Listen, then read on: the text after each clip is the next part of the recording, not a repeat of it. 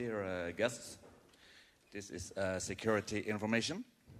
In case of an evacuation, please use the emergency exits at the long side of the room and the main exits in the back. Move outside in a calm and orderly fashion and gather by the statue in front of the museum. Thank you very much.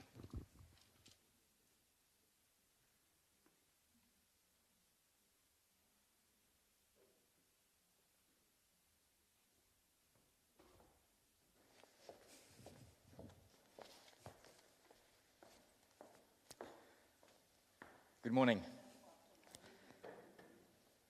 Dear Rafto laureates Parveena Ahangar and Parvez Imroz, Ambassador, speakers, ladies and gentlemen, and friends of Rafto.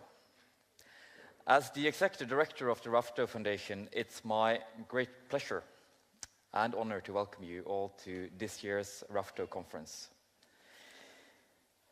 The Rafto Prize for 2017 has been awarded to Indian human rights defenders who have spent decades campaigning for basic human rights in the Indian state of Jammu and Kashmir. This year's laureates have been at the forefront of the struggle against arbitrary abuses of power in a region of India that has seen escalating violence, militarization, and international tension. And their long campaign to expose human rights violations, promote dialogue, and seek peaceful solutions to the intractable conflict in Kashmir has inspired new generation across communities. Each year, the Rafto Prize is awarded human rights defenders that needs the world's attention. Torolf Rafto, who the prize is named after, was a popular professor at the Norwegian School of Economics. He not only taught business students that sustainable business depended on democracy and human rights. He was also himself an active human rights activist that supported dissidents and oppressed in the Soviet Union and Eastern Europe during the Cold War. And he brought his students along on his trips to meet with human rights defenders in Moscow, in Berlin, and Warsaw and Prague. When he passed away in 1986, it was his students that started the Rafto Foundation in his memory. And he left a generation of students inspired to be involved with human rights. Today, in 2017, I'm getting a bit eager, the Rafto family is made up of 32 laureates from 28 countries and 5 continents, including Parveena and Parvez today. Kashmir is a place of paradoxes. It is described as a place as the most beautiful and most dangerous frontline in the world. The international border in Kashmir is disputed. In practice, India and Pakistan, 2 nuclear powers, face one another across the militarized line of control.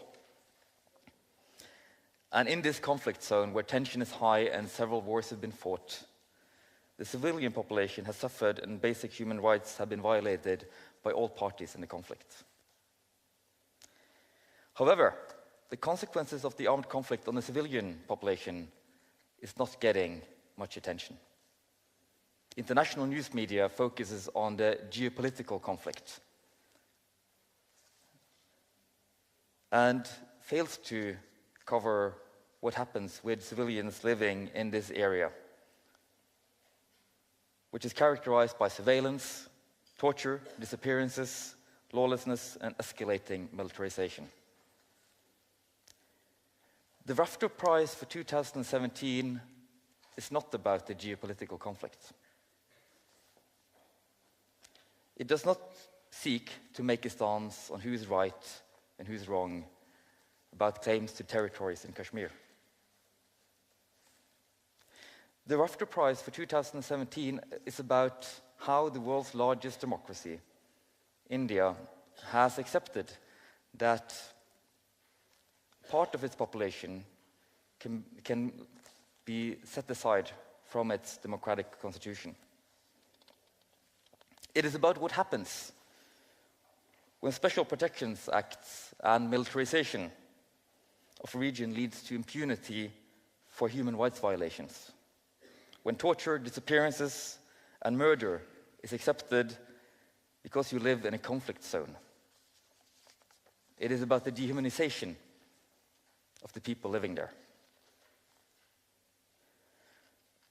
Parveena and Parvez, these are realities you know all too well. Parveena, it is estimated that between 8,000 and 10,000 persons have disappeared from their family since the escalation of violent conflict in the late 80s. And that is a conservative estimate. One of them was your 17-year-old son. You have given those victims, those mothers and fathers, the half-widows of Kashmir, a face. As a father, I can only imagine the loss you have experienced and the pain of not knowing what happened. Where the rest of us would probably just be stricken by grief, you have been able to turn your pain into a fight for social justice. You have created networks of support for the victims. And together with Parvez Imroz, you have established the Association of Parents of Disappeared Persons in Kashmir. Parvez, as a lawyer, you have spent decades addressing human rights violations and disappearances in Jammu and Kashmir. You have used India's Right to Information Act to request information on violations perpetrated by soldiers, including killings, rape, and torture. Through Jammu and Kashmir Coalition for Civil Society, which you have founded, you have promoted dialogue by involving civilians in a unifying process. You have been documenting serious human rights abuses. You have revealed mass graves. And you have done so at great personal risk. You have lost friends. You have been subject to threats and violence. Both of you live in one of the world's most militarized zones. The human rights abuses you have witnessed and experienced are beyond imagination. You live in an area of religious extremism and growing, where youth are losing hope in democratic processes and turn to violence. And despite this, you insist on peaceful resistance. You insist that the world's largest democracy cannot set aside human rights for one part of its population. You insist on documenting human rights abuses, tell the stories of those who no longer can, provide support and comfort, and to mobilize civil society in a conflict the world do not dare to touch.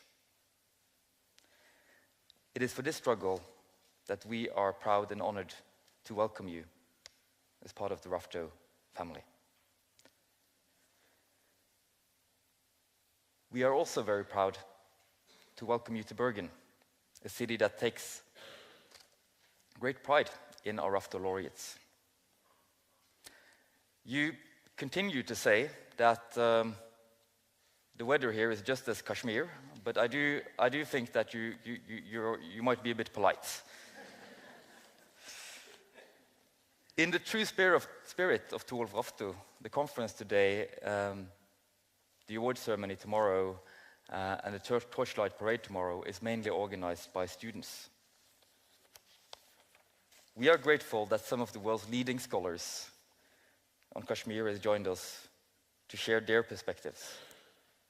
And to navigate us through this landscape, I'm pleased that we have Eirik Bergesen. He's a former diplomat turned communication advisor, turned political commentator.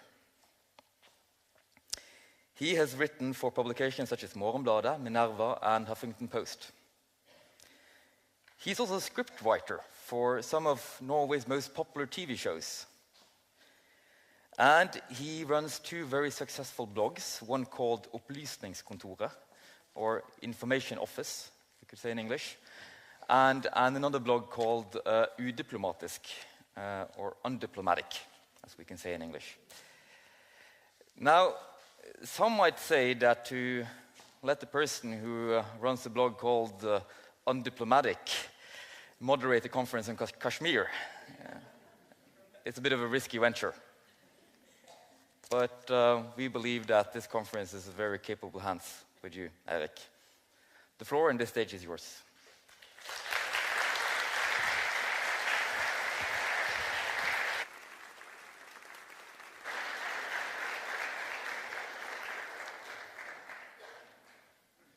Thank you, Jostein.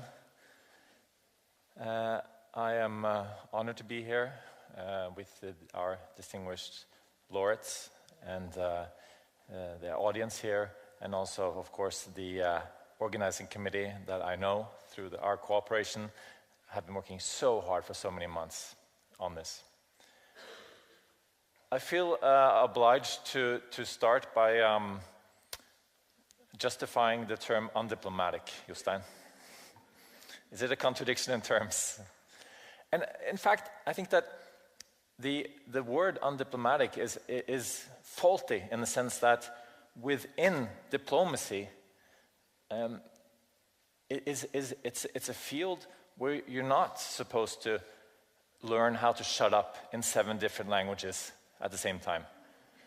It is a field of work where you are expected to say controversial things, to point the finger at the very problems that lie in a conflict and not to avoid them in order to be an effective diplomat. I think it takes a lot of courage.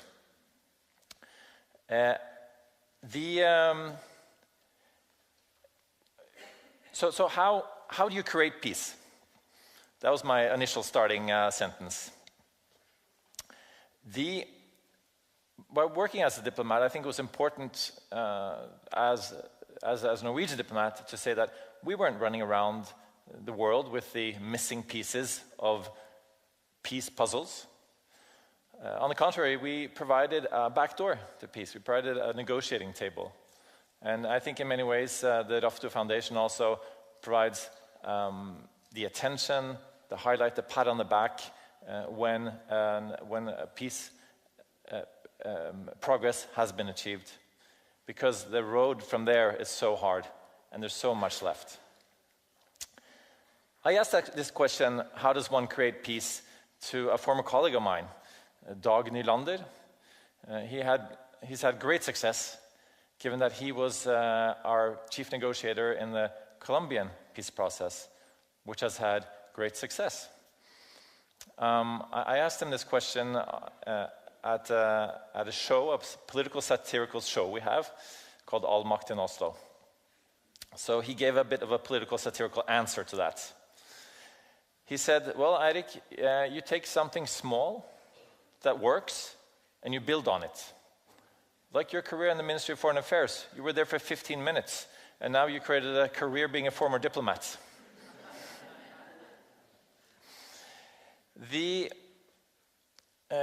Juan Manuel Santos, who received the Nobel Peace Prize, said that we now have one conflict less to worry about. And I think that's what it's all about. We know, I worked in the section for peace and reconciliation in the Foreign Ministry. And we knew then that 9 out of 10 peace processes fail. But we also know that 1 out of 10 succeed. I think that's what keeps you going, and also the fact that there is a peace process gives hope, gives inspiration, and gives opportunities. We also know that only this 20th century, 187 million people died from war and unrest. And there's obviously a lot of work that remains to be done.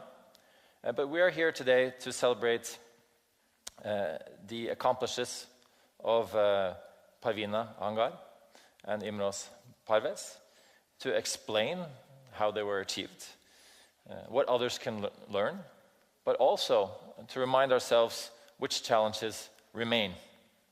Because we know that new challenges will arise, even though successes have been made and have been honored with awards. We live in a world full of conflict and also intolerance that creates conflict. But trying to stabilize gives hope. And the Kashmir conflict has lasted for a long time. While I was walking around as a student in comparative politics here at the university in Bergen, it was one of those conflicts that we try to wrap our heads around and never stopped trying. And I've never stopped trying, preparing for this. There's a lot of questions that will remain also after this conference today. It has a unique position in international politics, as we will learn a lot about today. We're going to have different speeches. We're going to have debates, and I'm very eager to welcome up on the stage a lot of distinguished both laureates and academics and speakers today. So let me start by introducing Parveena Ahangar. Jostein has said a lot, and there will be said a lot more. One of the things that I wanted to highlight is also from Juan Manuel Santos and the Colombian Peace Prize. He said that each time he got negative thoughts, each time he felt he hit a wall, he went and talked to the victims in the conflict. And he said that the victims' stories remind us why we keep doing the work. Parveena Ahangar is a victim herself. Her family was victimized. And the way she protests kidnappings and the challenges the perpetrators of violence is something she has felt, you have felt on your skin.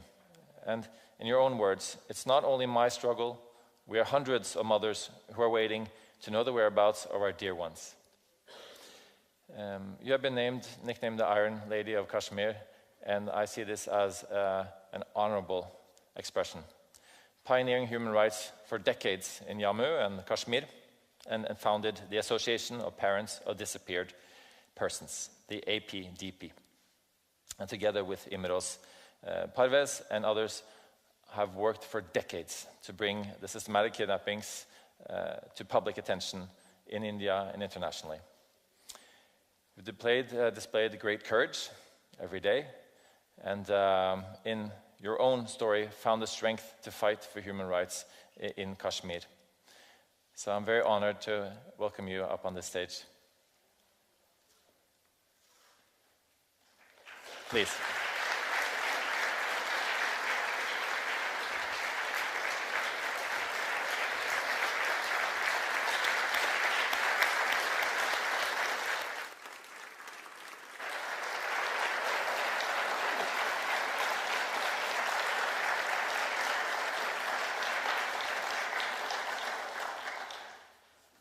Khawaitin Hazrat, Rafto Prize और Ben लागू कौमी commission बराए इंसानी हुकूक commission अस्सलामु अलैकुम रहमतुल्लाहि मैं दिल के गहराइयों के साथ आप शुक्रिया अदा करती हूँ उन्होंने मुझे और परवेज़ इमरोज़ साहब को जो कि एबीडीपी के लिए चुनाया है नाम ये मेरे लिए एजाज़ की बात है कि ये इनाम हासिल कर रही हूँ खुशी भी हो इसके ज़रिए भी लेती हम इस दर्द करब तक तवज्जो बज़लील कर दिया है कि कश्मीर की जंग बराए इंसाफ की एक ऐसी जद्दोजहद जो दुनिया के लिए तमाशा बन चुकी है लेकिन कश्मीर के लिए इंतहाई रंजगम दर्द और करब थी भरी हुई है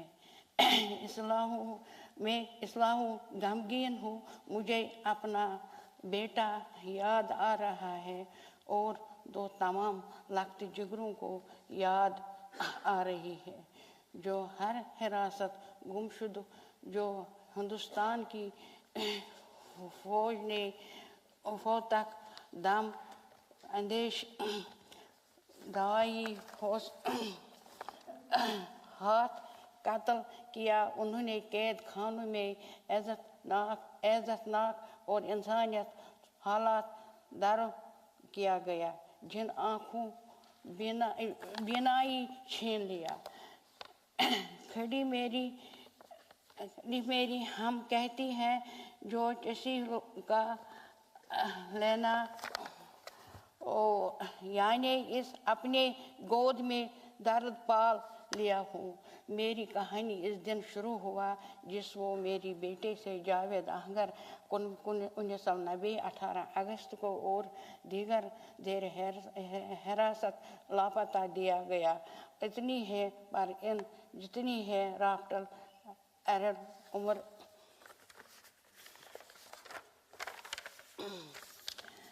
बराए हिरासत गुमशुद की रियासत की आपकी जिगर गोशों को लिए जाती है और फिर से आपको हक तक नहीं दिया। अब ये जान सखी वो कहाँ है को वो किस हाल है, फिर इस साथ आखिर क्या हुआ, सिर्फ वो गिरफ्तार कर लापता कर दिया। इन खानों में भी ऐसी तकलीफ हमेशा करीब थी रहती थी। प्यारे और तलाश में सरदौड़ रहती है इंसानियत के खिलाफ जुर्म और इस वक्त कश्मीर के 8000 अफराद जो ज़ेर हिरासत लापता किया गया है। APDP की दास्तान कहानी हिस्सा है जो हिंदुस्तान ने पाकिस्तान के लिए दरमियान रिश्ते के कहा कश्मीर के वादा किया गया था कि उन्होंने अक़वाम मुत्तहिदा ज़ेर निगरानी बात की हक दिया जाएगा। वो अपने मुस्तक़बिल का फैसला हिंदुस्तान पाकिस्तान की दरमियान करेंगे। 70 साल गुजर रहने के बाद भी वो वादा पूरा नहीं किया। 1990 कश्मीर में इस हक खुदारियत के लिए अस्करियत के हम जन्म लिया जिसके जवाब में हिंदुस्तान ने बदनाम माँ कानून अफसा को लागू किया। फौजी ने यह हक देना का कत्ल कर रही और जो कि इंसानियत के सोज जुर्म कर सकता है वो जंग जुर्म को मरतब हुआ कि वो भी इस कानून की सख्त मौसम घरों को दाना चाहे तो इस वक्त कश्मीरी को 70,000 लोग कत्ल कर दिए गए हैं। 16,000 जमात कब्र 16,000 कब्रों में दरियाफ्त जा चुकी है। असमत रेजी है बहशत जंग हथियार इस्तेमाल किया गया और दो भी नहायत मुंजिम अंदाज़ा है। हिंदुस्तान ने जो कि दो हुकूमत हिंदुस्तान इसकी पासदारान की खुदारियत लाजिम नहीं कर दिया वो और न हम लोहकीन को सामने जो इब्तिदाई किया है हिंदुस्तान पर लाजिम और ज़राई पे लाखों कानून का वो अलम हमारी सामने जो इस लोग में इस बात का इतला किए आखिरी हमारे जिगर गोशों को साथ क्या जेल खानों में क्या किया कहा ये मैंने आप बेटे का तलाश गलियों की तरह के और इस दौरान में इन लोगों को मिली जो अजीज़ों में इसमें थी जिन्होंने अपने बेटे का भाई खावंद का वालिद का थी और फिर उन्होंने परवेज़ इमरोज साहब ने APDP बुनियाद रखी। मैंने हिंदुस्तान को अदलिया को जरिए अपने बेटे को तलाश किया लेकिन हिंदुस्तान ने कानून की तहत मरकजी हुकूमत को इजाज़त बगैर किसी के खिलाफ कार्रवाई नहीं हो सकती है और न सज़ा दी जा सकती है, क्योंकि अफसा सूरत में या मुकम्मत में शामिल हिंदुस्तानी अपने किसी कारण या हाथ ने उठाने की पहले भी बात पर यकीन लगती थी और आज इतनी बात है यकीन रखती है जो कि एक इज्तिमाई जदोजहद के ज़रिए में हम इन लखते जिगरों को तलाश कर सकती है।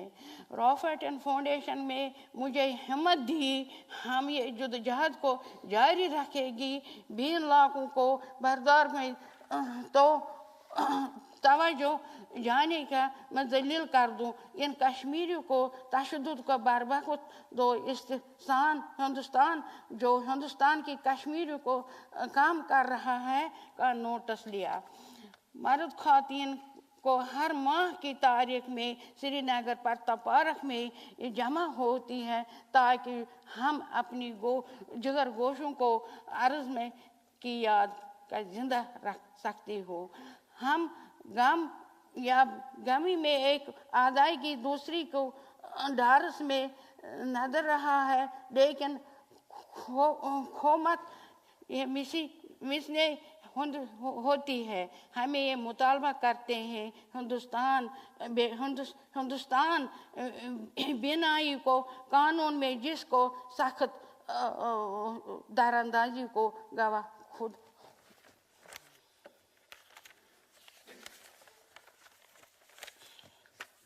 करे। हम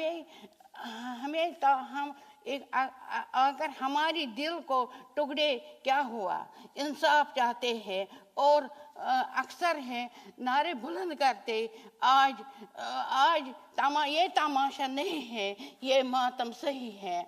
हमारी एजाज कारिब को गुमशुद के हमारे लिए जख्म में नासूर पैदा एक रोज की हमने जो हमारे साथ बुरी की, हमें कुछ इनके साथ क्या हुआ, कोई ऐसा निशान नहीं जो इनका दिए गए कब्रों में जहाँ जाकर मातम कर रही है। रियासत के मिशन बराए इंसानी हुकूक गुमशुद के लिए किसी तस्लीम न करना, लेकिन ये ताकत हासिल नहीं है वो किसी सज़ा क्यों नहीं सज़ा के लिए मरकज़ी हुकूमत ने रजामंद लाजमी नहीं है। हिंदुस्तान की अदालतों में हमें इंसाफ नहीं मिल रहा है और तमाम तरक्याती कमीशन इंसाफ की तरफ कोई कदम नहीं लेती है। इस तरह घरों में की तरह मरीजों जन्म दिया और मरीज जन्म ये है सारे घरों में ऐसी जुकान अदब रहने की माइश में गुम चुकी है और इस तरह घर मगर बिखर ही और मरीजों की पैदाइश हो रही है, क्योंकि इस मौत की पैदाइश गम तस्लीम करना आसान हो जाता है, लेकिन जब आप मौत और हयात के दरमियान फैसले नहीं किया तो आप एक इज्तिमाई अज़ब में जितने हैं हम जरिए लोगों की घर में की बुद करते हैं और इस बेवा को भी फिर एक बार खुद कफील होने की तरह से जाने कोशिश करते हैं। जान का अहद गमशुदो हम इन घरों में वो मोहतक में हमें का अंदराज कर रही है। न सिर्फ अंदराज बल्कि इन अफरादों को कहानी भी सफ़े में कुर्बान पर लाने के हो जारी है।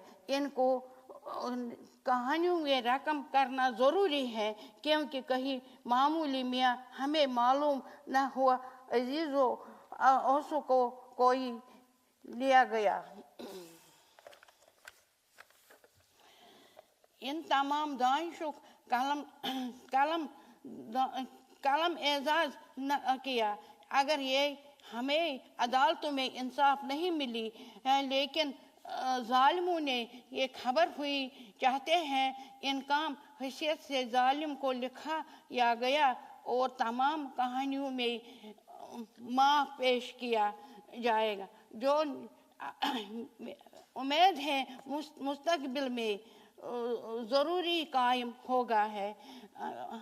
हिंदुस्तान की हुकूमत में अपने ज़ालिमों को जारी रखे वो, बल्कि इस लापता टुकड़ों को सालों से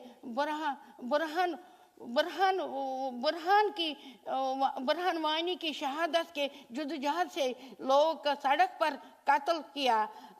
तकरीबन 1500 लोग जख्मी हो गया,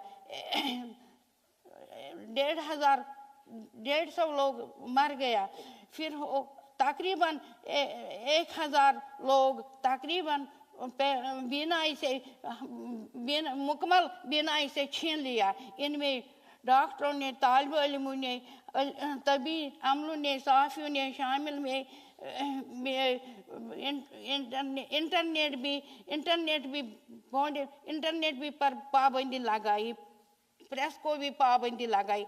इसकी जालिम पर अमन मुजाहरा करी गई है, लेकिन हमारी ताकत हमारी गम है। वो मातम जो हम रोज़ करते हैं, वो लोगों में जो हमारी शान बशाना खड़ी होती है, वो तालिब इल्म जो हमारी गम में बांटने में लिए वो कारकुन है, वो जो हमारी डारस में डारस बन जाती है। मैं चाहे वो यहाँ हुई ये किसी और मुल्क में है, हम मिलते हैं, वो बात करते हैं, और इस इब्तिदाई पर एजाज़ ज़रिए आपकी हमें फिर हिम्मत दे। हम यूरोप में और दीगर अफरादों में मुल्कों में तंग या हिंदुस्तान गम निचास और इस इंसाफ के मुतालबे तकरीरें और निचार हो जो हमारे एजाज़ कारबों को गुमशुद की थी। मेरी जद्दोजहद मेरी बेटी तलाश शुरू हुई और मैं एक गैर तालीम याफ्ता शख्स है और घर की बाहर नहीं निकलती है। इस तलाश में मुझे पूरे वादी नीचा इस लोगों में मिली जिन एजाज़ से।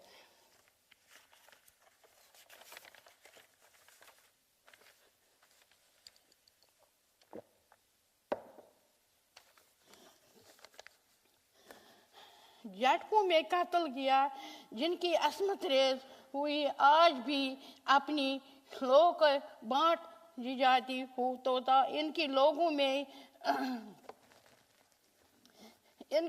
में जंग एजाज गुमशुद की और की दास्तान जिनमें और कलम बंद है। मैंने ये जानने हुए मेरी जुद्दोजहद याद कि जुद्दोजहद की जो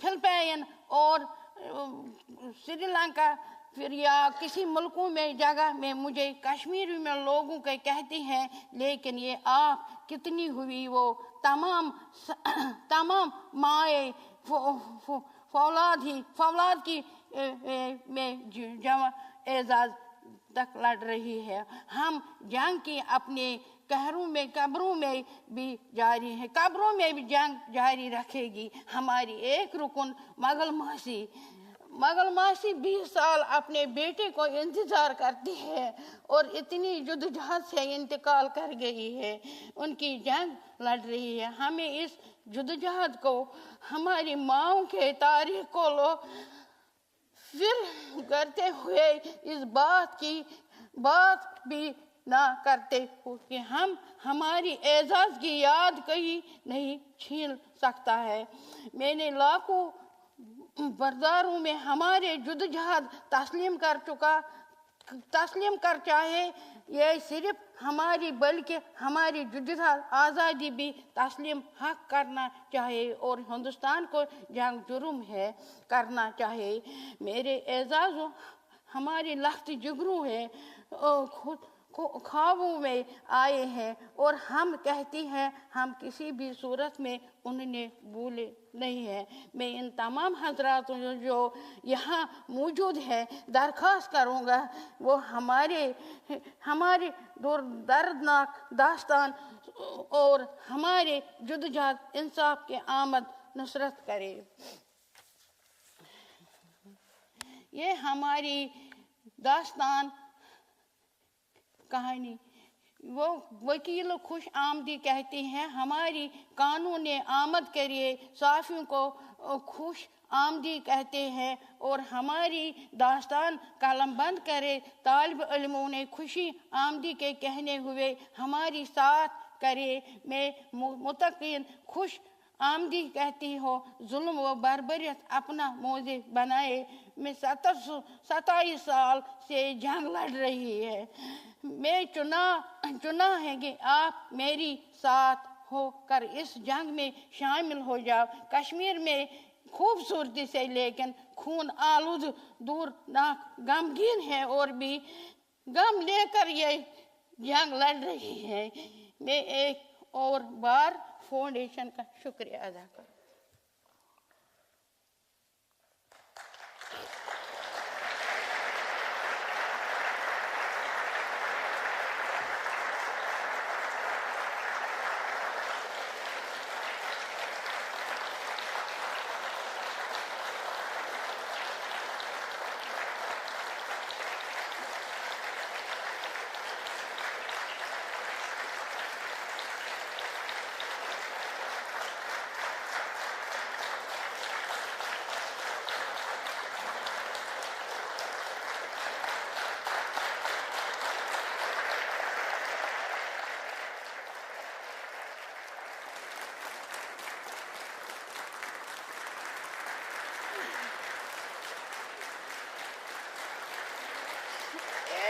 मेरी खुशी है, एक बार मेरी खुशी है, दूसरी बार मेरे गम है।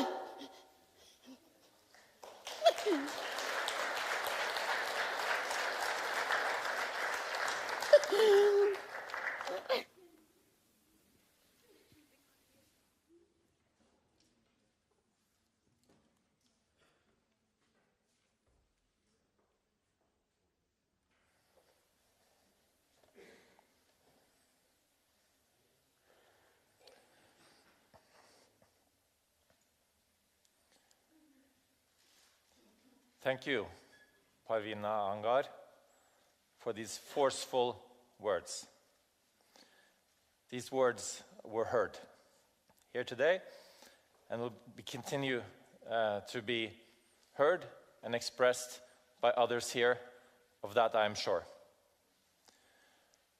This prize is double in the sense that the Rafto Foundation have awarded both Parveena Ahangar and Parvez Imroz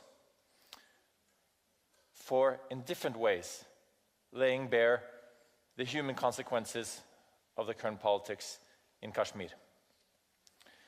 Parvez Imroz is a lawyer and a leading intellectual who uses law and fundamental human rights and equality before the law in Kashmir as his method. He's the founder of Jammu Kashmir Coalition of Civil Society, the JKCCS,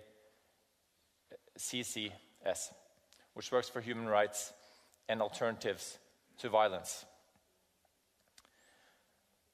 And as a human rights lawyer, Parvez Imroz has for the last 3 decades fought as a lawyer human rights violations and disappearances.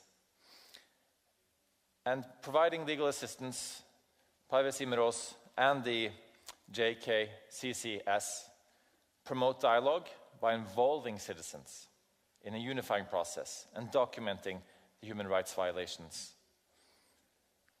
While doing this important work, Parvez Imroz has himself been subjected to the violence by militias, by state authorities alike, so that his words would not be heard. In spite of these threats and violence, he has persevered in his fight, and in his own words, I believe that at least some people have to stand and say no, this is not acceptable, and we will campaign against it.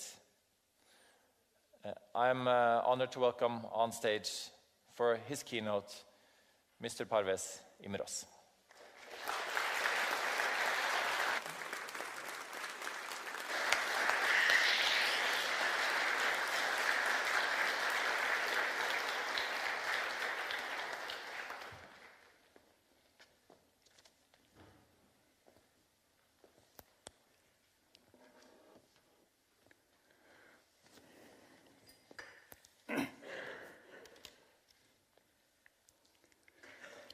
Well, I express my thanks to the Rafto Foundation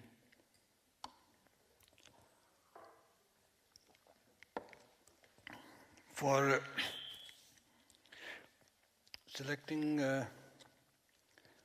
this year prize nomination and providing us an opportunity, at least the Kashmiri activists, to reach to the European community here.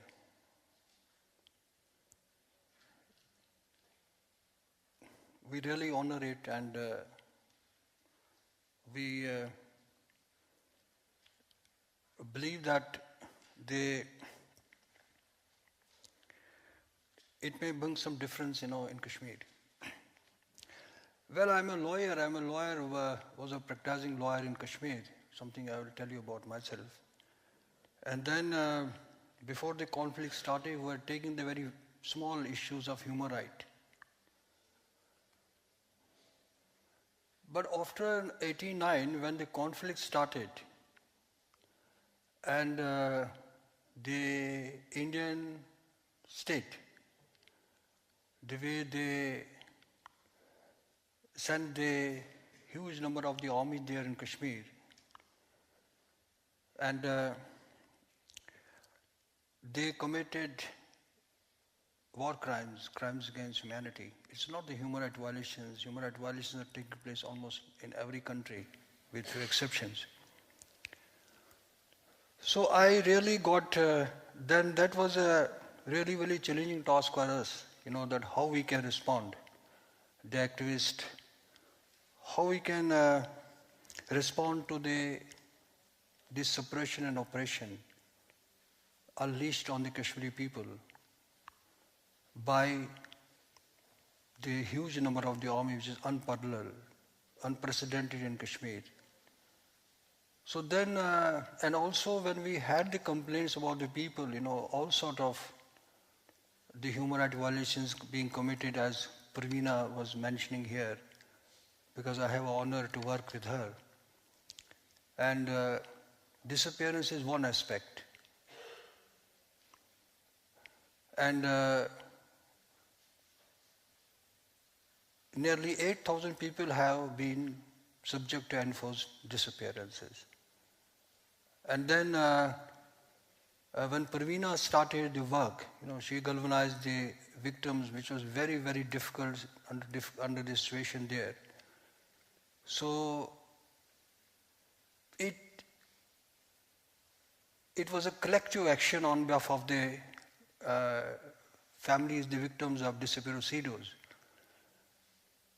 And at that time we had no information, no knowledge, because I have been working with her. So we had no knowledge that the disappearance is a global phenomenon. In a lot of the countries, particularly in the Latin American countries, there is a disappearance, right?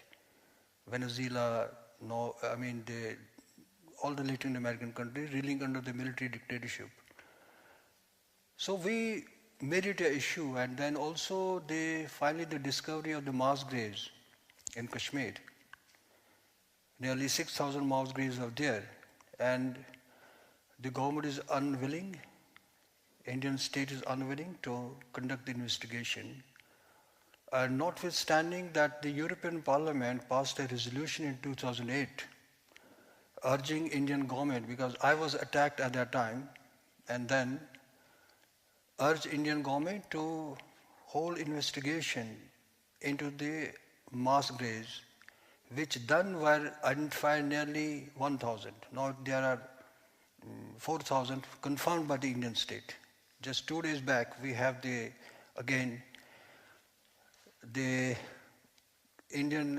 state commission also confirmed there are 4,000 mass graves. What is very amazing that in 1998, the Srebrenica, 8,000 people were killed. Then it became a huge international issue. Then there were the prosecutions, indictment, and it got really huge international attention. The same number of the people which have disappeared in Kashmir. And even the cases are being filed in the Dutch quotes by the victims, what I have been told. But in Kashmir, the 8,000 disappearances, people whose fate is not known so far, and all the relatives are saying that we want to know what happened to them, we have a right to know. Government of India is unmoved. Government of India is convinced that they can get away with everything, whatever she is doing in Kashmir. Actually, what is very important to understand when we are talking about the Kashmir, just slight background, which is very important to understand here. You know, after the Kashmiri people have been asking for their rights, and they have been asking the United Nations resolutions which have been passed in 1948 and 1949, where the government of India also promised to give them the right of self-determination. Yeah. And government of India is not, right? Government of India believes that, so whenever there's whenever people are talking about your resolution, government of India says, no, it is a bilateral dispute between India and Pakistan, right? And when Pakistan is saying, let us have a negotiation, and they say, no, it's not a dispute between you, it is a dispute, we have to negotiate with the people, and they are not negotiating with the people. That is one aspect of this political aspect of that. It's still 70 years where there's a conflict, there's a conflagration, turmoil and turbulence in Kashmir. But what is very important to understand is the impact of militarization in Kashmir. Because the unprecedented number of the forces which have been deployed there just to neutralize the combatant, militant, right? What they say. We have the official data is there 200 militants are there. Militant means that people who are fighting against Indian state, right?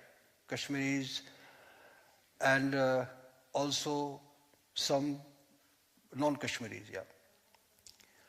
So it is completely disproportionate if you are going to fight with 200 or 300 the armed guerrillas or militants there. Why such huge number of the army, which is nowhere in the world, is the highest concentration of the army? The militarization is not only the presence of the army in Kashmir, 700,000, because the Indian state believes that as long as they are able to control people, suffering and miserable, it is peace. It is not state of war. The government of India is convinced that we have to control the people. They are controlling it. They are controlling everything in Kashmir.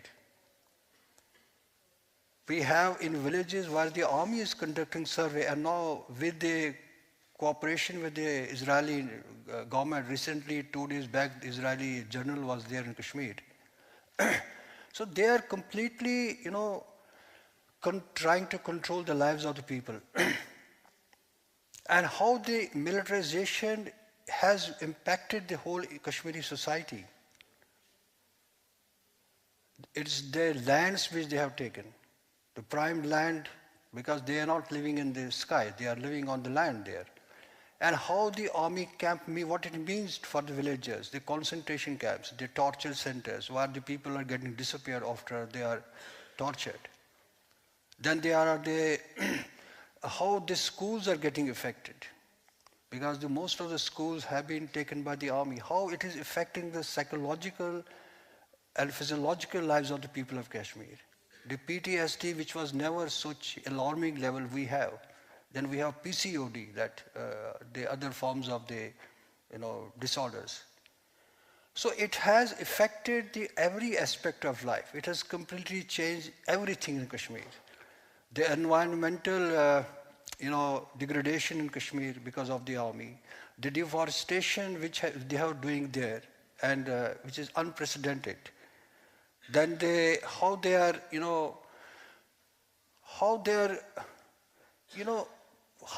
controlling everything, and how the militarization has affected every aspect of the life there, Kashmir. And they are convinced that they can control Kashmir with military solution. And now the present government, the right-wing Indian BJP government there, which have unleashed that Operation All Out.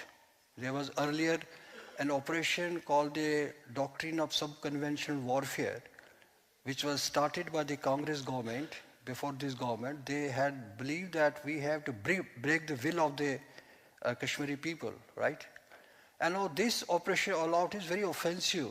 They are very offensive in all the fronts here. But what is very important to understand that it is, well, we people of Kashmir are suffering, and unfortunately I don't see in the foreseeable future the conflict will be over. I would be happy if I'm wrong, but it is likely to continue because as far as the government of India is concerned, she is not. She is not for any non-violent conflict resolution of the Kashmir, and it is likely to continue.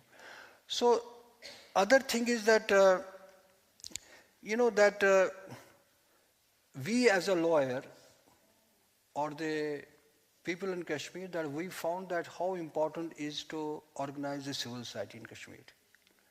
Besides the human rights documentation which we are doing, because we believe that the memory has to be institutionalized, maybe after 15, 20 years for a war tribunal. Also documentation is very important, that how the system has failed in Kashmir, in India. Because the judiciary on which the people repose faith, they also are part and parcel of this impunity. And when I was saying about the armed forces there, they have complete impunity. There's a legislation called the Armed Forces Special Powers Act, wherein that the army personnel, whatever they do, they rape, they disappear, they murder, they torture people there randomly, and then they cannot be prosecuted. For that, sanction is to be required for the federal government, and federal government has never ever given sanction. Even in Parveena's case, the federal government has not given the sanction. They are completely impunity. And it's not only legal impunity, it is the political impunity also. Because the Indian politicians, they have been telling that in Kashmir that they are fighting a patriotic war against terrorism. Because India has been always telling international community in Kashmir there's nothing but terrorism. And when in 2008 and 2010 the millions and millions of people came in the street, then they call it agitational terrorism. The military officer was saying that. So when you have complete impunity there by the armed forces there, and then all sort of legal impunity, and unfortunately even the Indian civil society, because India has a vibrant civil society, they also are not very much, they don't have the audacity to speak on Kashmir. You see, for example, if we talk about in Israel, there's the Breaking the Silence group. In Israel, we have that it is the group of the soldiers there, that who are in the army, but they are against occupation, and they are against the atrocities being committed in the Palestine there. But India, the civil society group, mostly from the upper caste Brahmins, they also are controlling it with, of course, with some exceptions, yeah. So we have been looking for that after we organized the civil society. We have been, the idea was after the coalition of civil society which constituted, it was that how we can reach the Indian civil society and also the global civil society. Because we are living in the era of globalization where we have it's not globalization of the economy, but it's also the globalization of responsibilities also, right? I mean, how we can reach the global civil society. For that, the challenges are that how we can, reach them, tell them the truth about Kashmir, which unfortunately is very little information about the Kashmir they have. So we are in a process, and then we have been reaching the academia, we have been reaching the different sections of the civil society, and we want that if the governments are not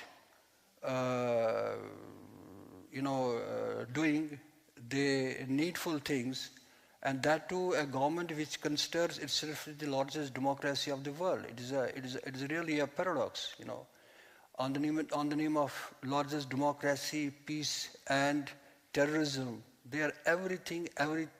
They are doing all the things in Kashmir, right?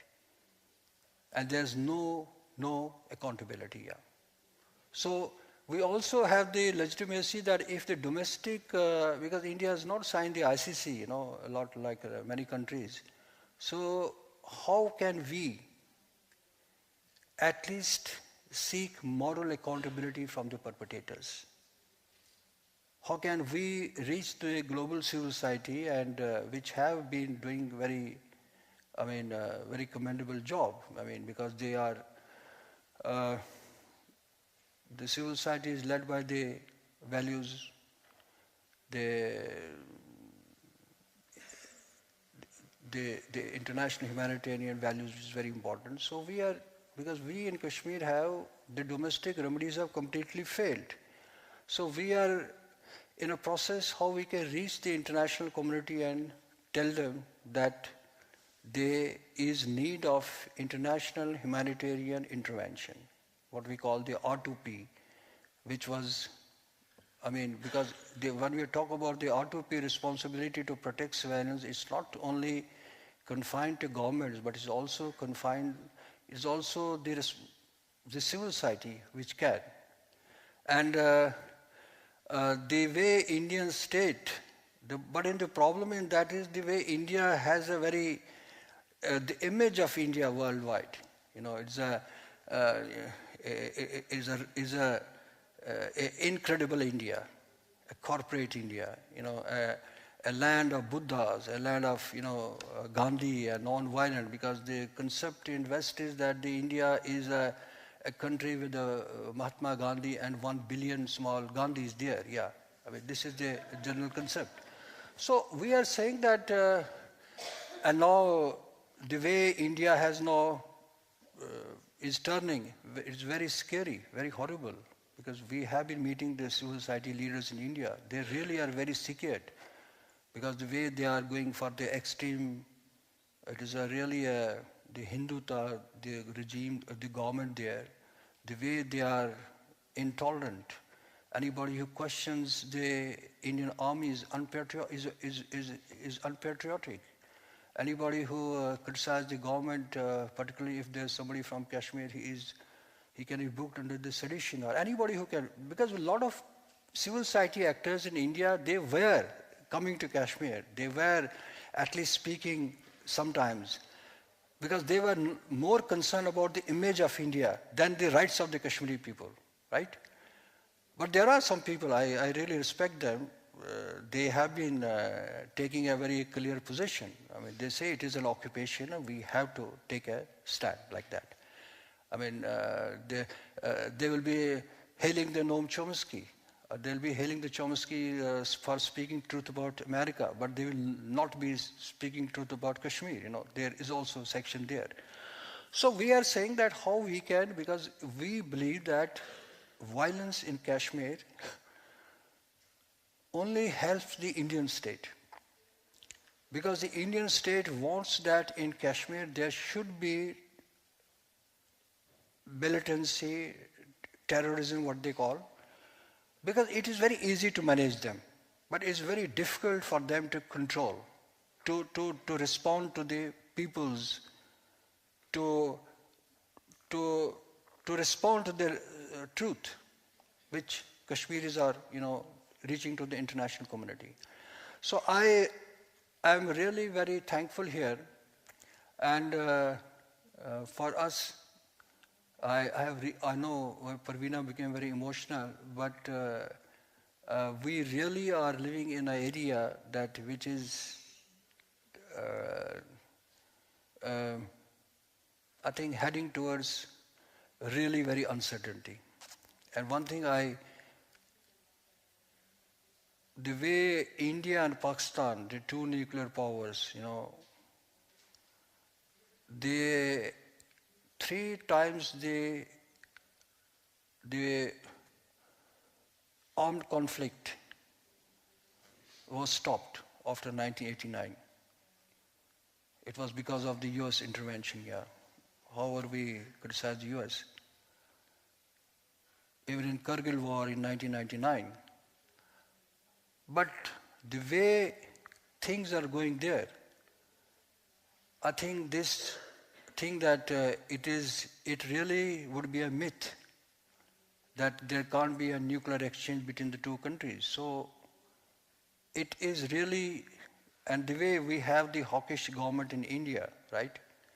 They believe on military solutions, and they believe that international intervention is nothing, you know.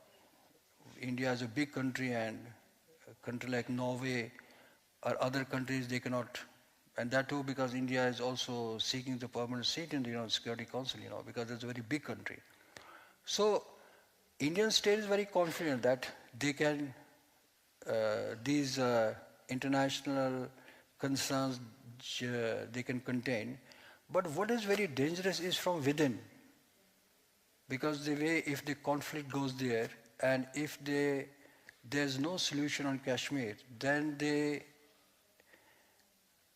two powers, India and Pakistan, right? And also the Kashmiris there, they finally have to face the brunt. Thank you very much.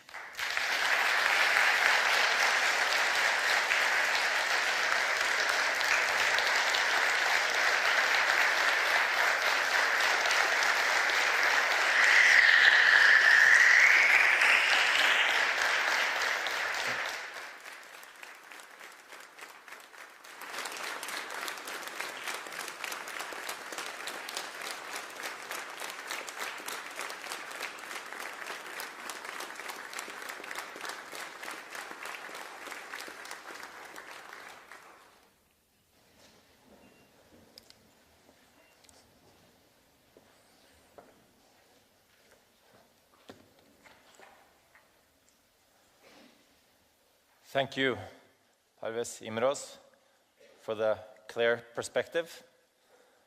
And it's easy to see now why this is a double prize, how you complement each other, and how important your two different approaches are. And thank you both for reminding us which struggles and challenges that your community and the world community still faces in this region. It is now time to bring a further context to why we are here today. And here to help us is Dr. Emma Brandlund, Senior Lecturer in International Relations at the Department of Health and Social Sciences, the Faculty of Health and Applied Sciences at the University of West of England. She will talk about what is Kashmir, give us a geographical and demographical overview, give us a brief history of Kashmir, how the two conflicts in Kashmir intertwine, the different historical phases, up until the last 21 years of insurgency and conflict. She'll also speak about the consequences of conflict in Kashmir, both the militarization, the killings, disappearings, the torture, the rapes, the sexual violence, and also the mental health issues. And she will also speak about the human rights issues, the limitations of free speech that we face. But before she gets the floor, we will hear some music. And it's Juvia Son, aka Edvard Tronstad, singer-songwriter from Bergen, plays melancholic rain pop. How can the rain be melancholic? I don't know. But the sound of it we will hear now. Please.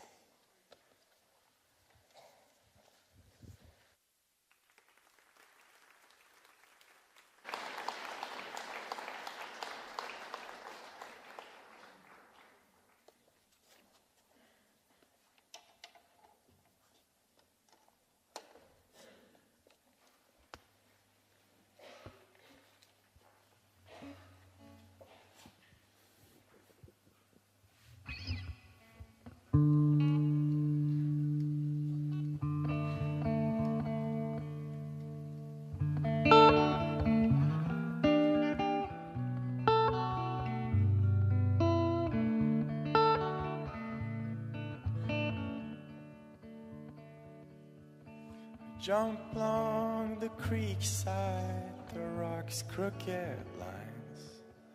Fun curls your hair and the days open wide. And horses trot faster till sparrows fall down. You just fall laughing, snow on the ground. Grew up by playing the valley so wild, and that's why you're so beautiful now.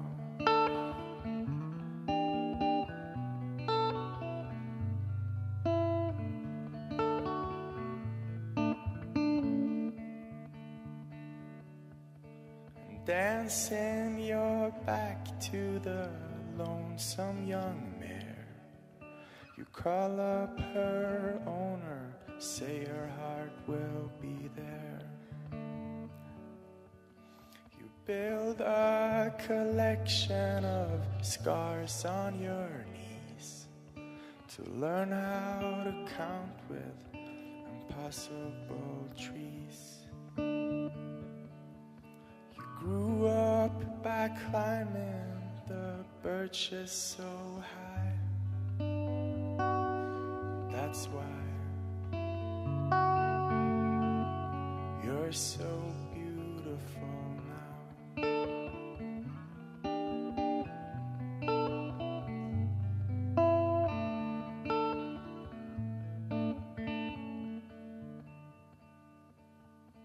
And we live so close that we've probably seen the same birds, the same times they solemnly scream. But one day I'll find just that friend who can see all this weird beauty thrown right at me. You grew up by playing the valley so wild, and that's why you're so beautiful now.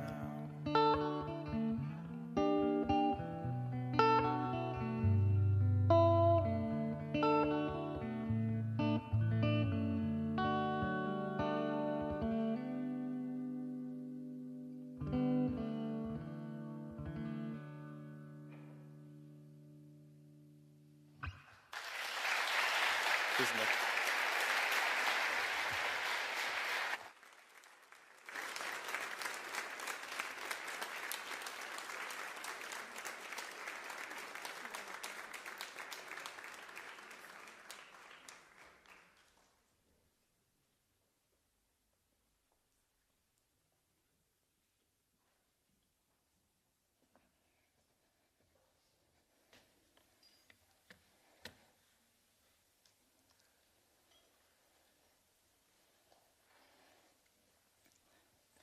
Hi, everyone. Thank you so much for inviting me today. I'm delighted to be part of this very important event. First of all, I would like to extend my congratulations, if that's the right word, to Parveena Ahangar and Parvez Imroz and for the Rafto Prize. This award is recognizing the critical work that both of your organizations are doing and have been doing for so long in Kashmir to highlight the human rights abuses and the fight for justice and disappeared people in Kashmir. So I think you all deserve another round of applause for your untiring work.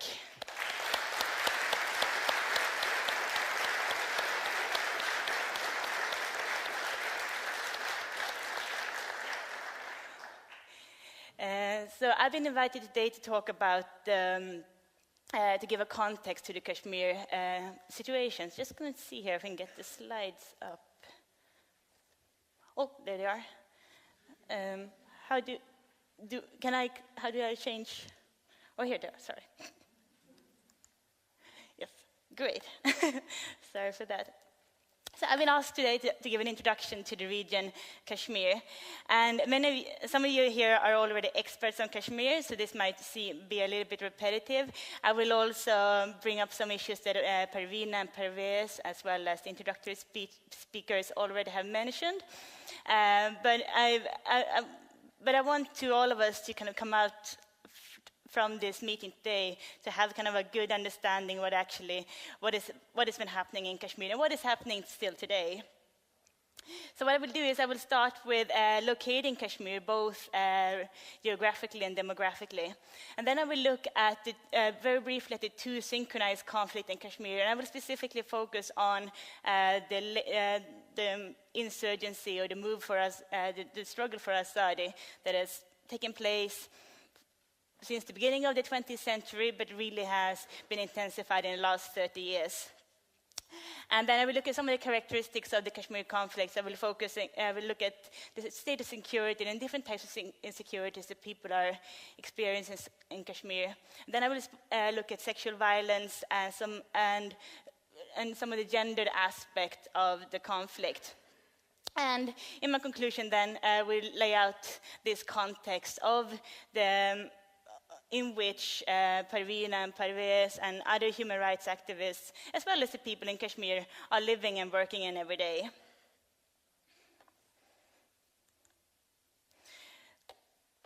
So, the Kashmir region, the Greater Kashmir region, is located in the most northern part of South Asia.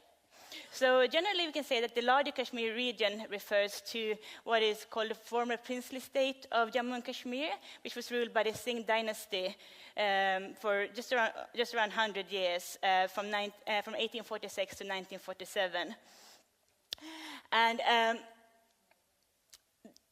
But since independence and partition of the British Empire, the princely state was divided between India and Pakistan, and along the ceasefire line. And I'm normally kind of like pointing at the map when I'm talking, but it's really far away. But we can see now, so at the moment, so since the end of the first Indo-Pakistani war, which came to kind of a standstill in 1948, Pakistan is holding the southwestern part of the princely state, which is called Azad Kashmir, and the northern areas, which consists of northwestern frontier province, the Gilgit and the Baltistan, and whilst India holds Jammu and Kashmir, which consists of three different regions, Jammu, Kashmir, and Ladakh. And they comprise what is called a state in India, in federal India, is called Jammu and Kashmir. And the regions of Jammu and Ladakh and Kashmir are very distinct from each other. So they distinguish both topographically, demographically, ethnically, linguistically, and religiously. So Jammu is, where do we have Jammu? Jammu, we can see Jammu there in the kind of southwest corner. So Jammu is a Hindu majority area, which has a majority heterogeneous Dogri and Punjabi-speaking population, though there's 1/3 of the population is Muslim, and there's also minorities of Sikh. Ladakh is, where do we have Ladakh? On the map? Oh, sorry, Ladakh is up there, so it's quite a large area, and it's a Tibetan Buddhist, and so. But also a small group of Shia Muslims. And the Kashmir Valley is where the current movement for Azadi is taking place. And Kashmir Valley is largely a Sunni Muslim area with a large Shia minority as well. And with the language spoken is Kashmiri or Kashori, and whilst Urdu is the official language. So it is in the Kashmir Valley that the movement for freedom has been going on since 1989, to simplify it. And sorry.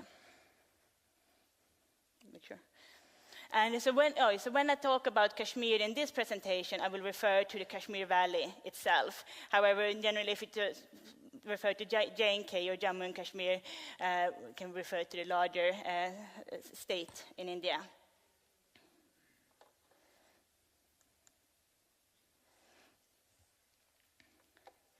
So in order to understand the political context that Parveena and Parvez are working in, we need to understand the kind of complex conflict situation of the region. So I argue that there are two synchronized conflicts that are happening, that both they're conducted over Kashmir as well as within Kashmir. So the first is a geopolitical conflict between India and Pakistan that was shaped by, or that took form during the independence struggle against the British Empire in the 1930s and 40s, and led to the division of the state in 1948. And I'm not going to go into the details because I believe a speaker later on will talk more about actually kind of the intricacies of what happened during the independence struggle. But for the moment, it's important to know that both India and Pakistan claims the whole region as atuntang, or like an integral part of respective nation states. And this struggle is still happening now. So, both countries have fought 4 wars over Kashmir. In 1947, 1948, in 1965 we had a second Kashmir war, and in 1999 the Kargil war. And then also it was the Indo-Pakistani war in 1971, which was partly about the liberation of Bangladesh, but the Shimla Agreement in 1972 is quite important because it determined that Kashmir would be was a bilateral country between the two countries. So that means that any resolution on Kashmir could have been dealt with between between India and Pakistan only, without any international influence. So that kind of excluded any international involvement, any possibility of international involvement in Kashmir. Then the second the second conflict that we have is, so the people in the Kashmir Valley have been engaged in a struggle for azadi, or freedom from Indian rule.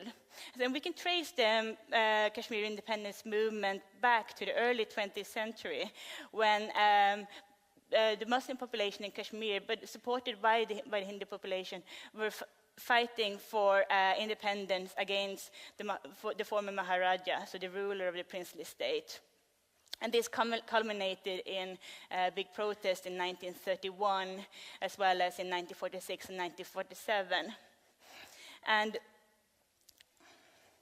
so the demand for azadi has lasted longer than 30 years. However, it was in 1931 that the independence movement kind of reached a new momentum in a response to an allegedly rigged election in 1987. And as a response to the election, people poured out to the street to protest against what they perceived as the Indian misrule and Indian occupation of the area. And many young men and women took up arms and initiated a militant struggle against the Indian government. And the Indian government in turn responded to the militancy and the mass protests by sending an unprecedented number of troops to Kashmir and cracked down on the population using tortures, disappearances, and sexual violence. So in the early 1990s, the situation developed into one of the most violent conflicts in the world. And in the mid-1990s, some of the larger militant groups, such as the Jammu and Kashmir Liberation Front, were convinced to lay down their arms. And there was also a waning of the support of the militant groups. So the militancy dwindled, but none of the grievances that had initiated the uprising had actually been addressed. So in the last decade, as we've seen, as was Parvez was saying, there's a small number of militant groups and militants active in the valley, but there is still large, strong feelings and strong feelings in terms of the lack of democratic rights and lack of human rights for the Kashmiri population. And the fact that the political situation hasn't been addressed yet. So we've seen, in the last decade or so, we've seen familiar patterns of violence in terms of popular protests addressing injustices or events that have been cracked down very heavily by the army, and which has caused casualties, which has resulted in more protests. So generally, quite like a spiraling of violence between protesters and the army. And last year only we saw 3-4 months of resurgence following the killing of a militant Burhan Wani. And more than hundreds of people were killed, and more than several thousand people were blinded by the pellet guns that the Indian army was using to curb the protests.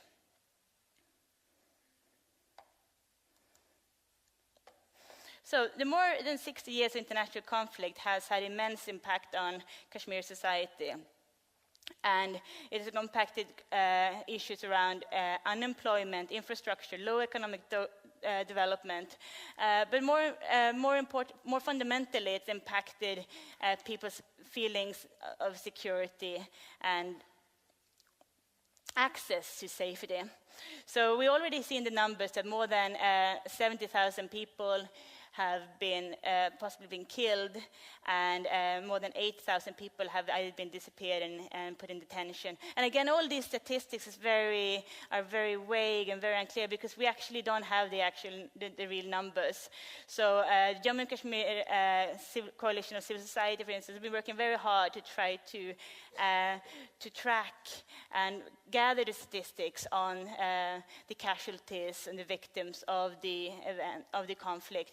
But we still don't have, there's still no clear numbers.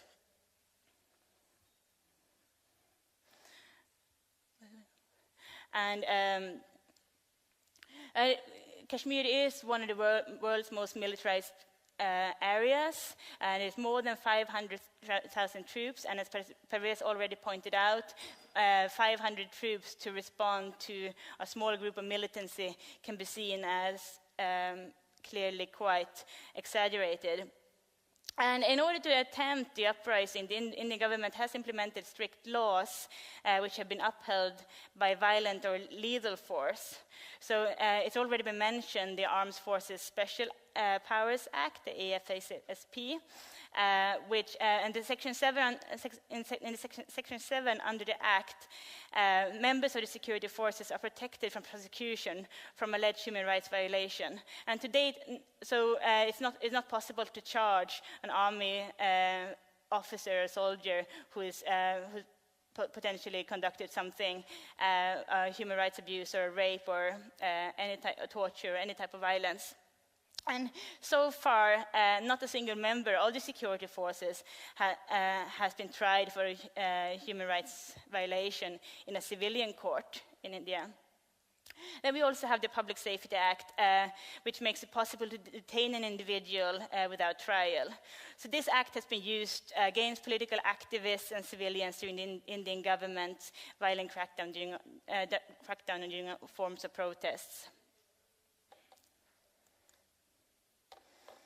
So sexual violence against women has been very frequent, also, although rarely reported. And there are very few systematic mappings of sexual violence. So it's also, again, we have very little numbers here. So there's one report from 1992, which is quite interesting, because they spent a week documenting rapes, and during that week they recorded 15 cases of rape, as well as 44 extrajudicial executions, 8 cases of torture, and 20 injuries resulting from indiscriminate shooting of non-combatants. So mapping during only 1 week gathered quite large numbers of victimizations. And there's been sexual violence has been used systematically in Kashmir in order to curb and to demoralize the protests against India. And because rape serves as a kind of desecration of women's honor and by extension to her family. So it's been used to break down families, to break down the community.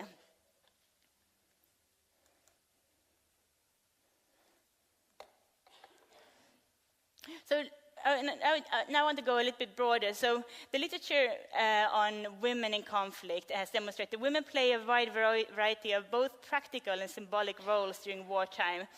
And it's very important to think about that, to note that they're not static or universal, but we have seen in the literature that women's roles are always shifting and very context specific. And women's practical participation during conflict is always taking place outside the margins, and not being accounted for in peace processes or in post-conflict reconciliatory meetings and gatherings. And quite often there's a symbolic inclusion of women, for instance, as weeping mothers or innocent victims, or the mother end are also used to legitimize war and violence, or as to gather kind of nationalist fervor behind a nationalist cause. So in the conflict in Kashmir, it's highly gendered in that both men and women are targeted by gendered violence in different ways. So for instance, Kashmiri men are much more vulnerable to disappearances, tortures, and killings, whilst women are much more vulnerable to rape and sexual violence. And at the same time, also the killings and disappearances has large impact on women and as mothers and as in men's role as breadwinners. So, just to conclude quickly, I hope this presentation has given some kind of picture of some of the challenges and that human rights activists as well as civilians in Kashmir are experiencing on a day-to-day basis. The very firm response by the Indian government has included the limitation of freedom of speech through intimidation of activism and journalists. Last year, newspaper offices were closed for periods of time in order to stifle the circulation of news, and also internet, for instance, and social media are generally blocked, which also preventing human rights activists to do their work. So, finally, then there's been a failure from both national and international actors to support and highlight human rights abuses in Kashmir. So as previous speaker said, Kashmir is quite often presented as a geopolitical between India and Pakistan, and not whilst the Kashmiri perspective is highly ignored. So I'm delighted to see that the Rafto Foundation has awarded Parveena and Parvez the prize this year, which gives us all this opportunity to highlight and discuss the issues the Kashmiri people are experiencing. Thank you so much. Thanks.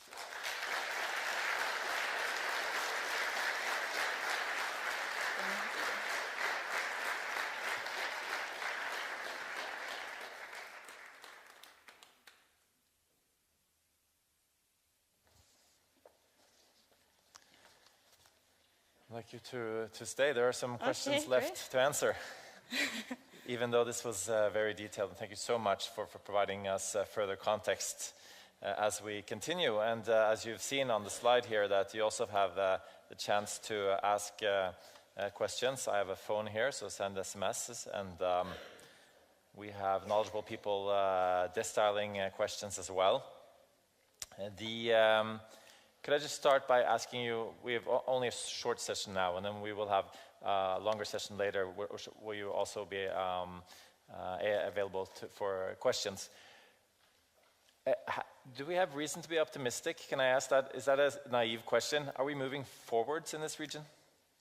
Oh, that's a very hard question. I think when you looking at political processes, I feel like it's always, there are definitely more attention to the Kashmir issue. You have both active activists within the area as well as in India and internationally in Europe who are working very hard to bring the Kashmir issue to the fore. And so with increased attention, hopefully that will open more venues for dialogue and to address the different issues. So I don't know if it's, yeah, I don't know. That's not a yes and no answer, which I'm sure also shows the complexities here at play. Could I also just ask, how important is this international recognition that Rafto Prize gives people working in this conflict? I think it's very important. I think just the fact that we all are gathered here today, talking about the issue, bringing it to social media, bringing it to our communities, to our families, and bringing the issue maybe to attention of the Norwegian government is definitely making an issue. And it's very important with these issues because the conflict has been going on for so long, and there's been very few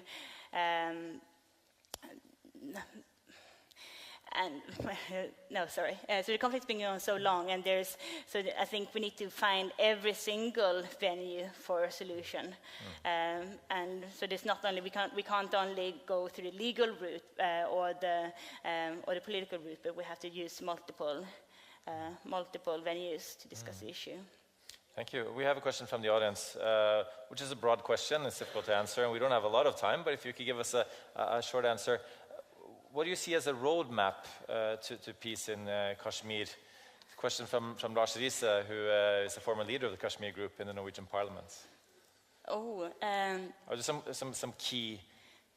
keynotes? Some keynotes. Well, I think there needs to be the human rights abuses and the political situation needs to be addressed foremost. So there needs to be talks between governments as well as representatives of Kashmiri civil society to address the issues and to come to an agreement.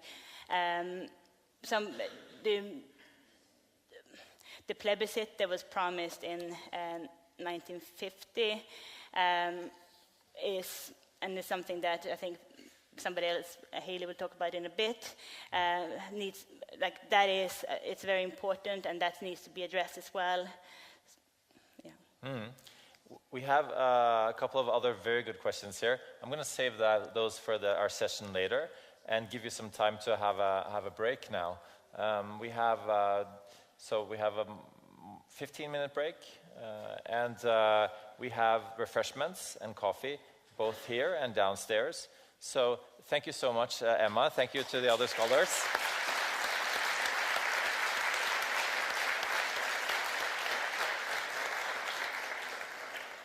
And see you back here at 12:50.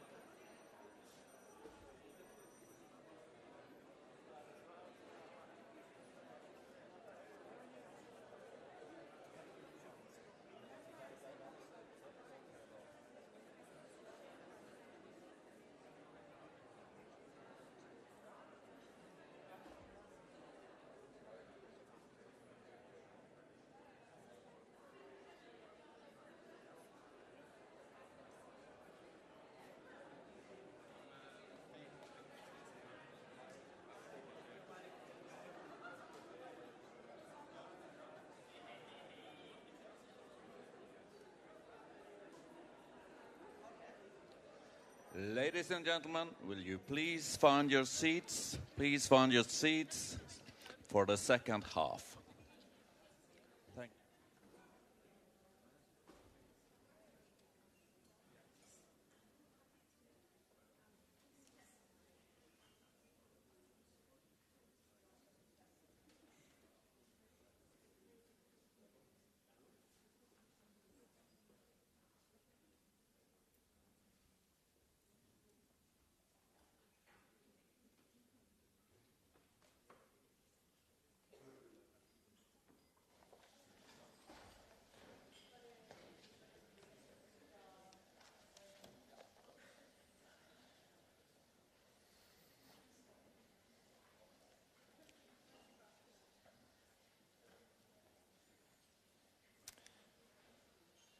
Welcome back from the small break. As you find your seats, I will now prepare you for our next session. We have three distinguished scholars that will further elaborate on a Kashmiri perspective. And I will introduce all three at the same time. They will follow each other. And then we will have another little musical break. And then we will have a panel discussion with the honorable laureates. So please also continue to send in your questions, and we will have a chance to have them answered later today. Let me start by introducing Haley Dushinsky. She will be talking about law, memory, and violence in Kashmir, and looking at the legal aspects in the same perspective as Parvez Imroz, to see how that functions as a mechanism of both oppression, but also how it offers possibilities for non-state actors to seek justice and challenge the state. And then she will be followed by Mona Bam, who will be talking about human rights and the struggles for self-determination in Kashmir, looking at how repression of political dissent is ensured through the militarized, the political, humanitarian, and legal forms of control, and how the resistance movement has sought to challenge this. Then our third speaker is Goldie Osuri, who will be talking about Kashmir, human rights, and international solidarity, and looking at how these forms of solidarity are vital in intervening in and challenging the international political narrative of the India and Pakistani bilateralism.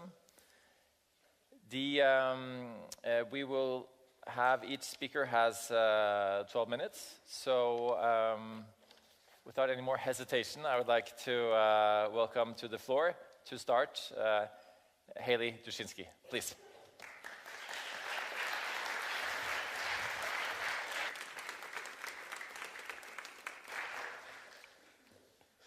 Thank you to the Rafto Foundation for recognizing and supporting the Kashmiri laureates, Parveena Ahangar and Parvez Imroz, and for creating this very important space for scholarly discussion of Kashmir. Thanks to all of you, the Rafto staff, volunteers, students, and funders. It's an honor to be here with you. Today, I'd like to talk about what it means to articulate Kashmir's relationship to India through the lens of occupation and resistance.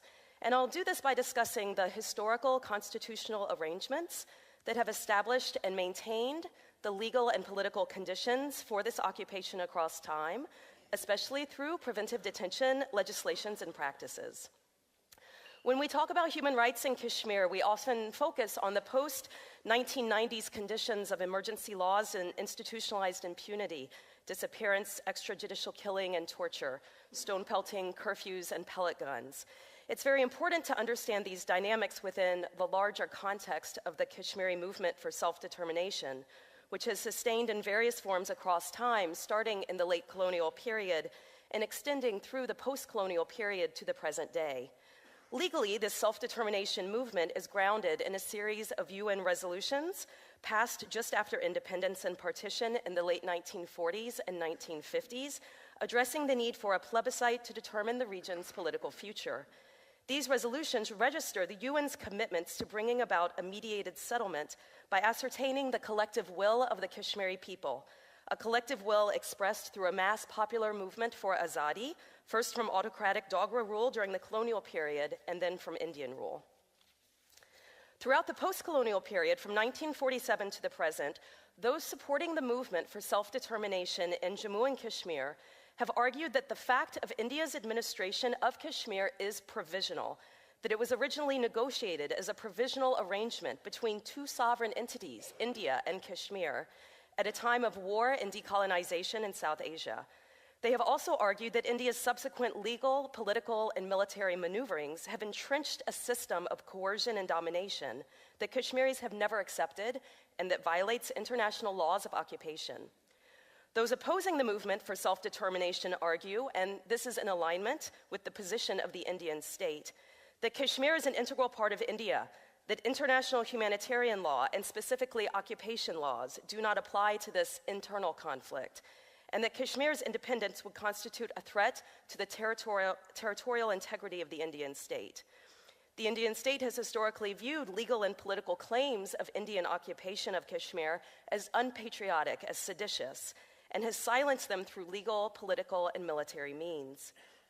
And despite powerful claims for the applicability of occupation law in this case, the international community has largely declined to apply the legal frameworks and cultural vocabularies of occupation to India's political and legal relationship to Kashmir. India's refusal to recognize the Kashmiri struggle for self-determination through the logic of occupation is perhaps not surprising. International law scholar Eyal Benveniste notes that in contemporary context, occupying states generally deny or obscure the true nature of their control of foreign territory and do not acknowledge their status and duties under the law of occupation. This makes it difficult to determine whether states exercising control over contested regions through internal colonization, apartheid, emergency, proxy wars, counterinsurgency wars should be subject to occupation law. International law does not currently provide a mechanism for addressing this fundamental problem. The legal literature focuses surprisingly little attention on the standards that are used to determine the existence of occupation.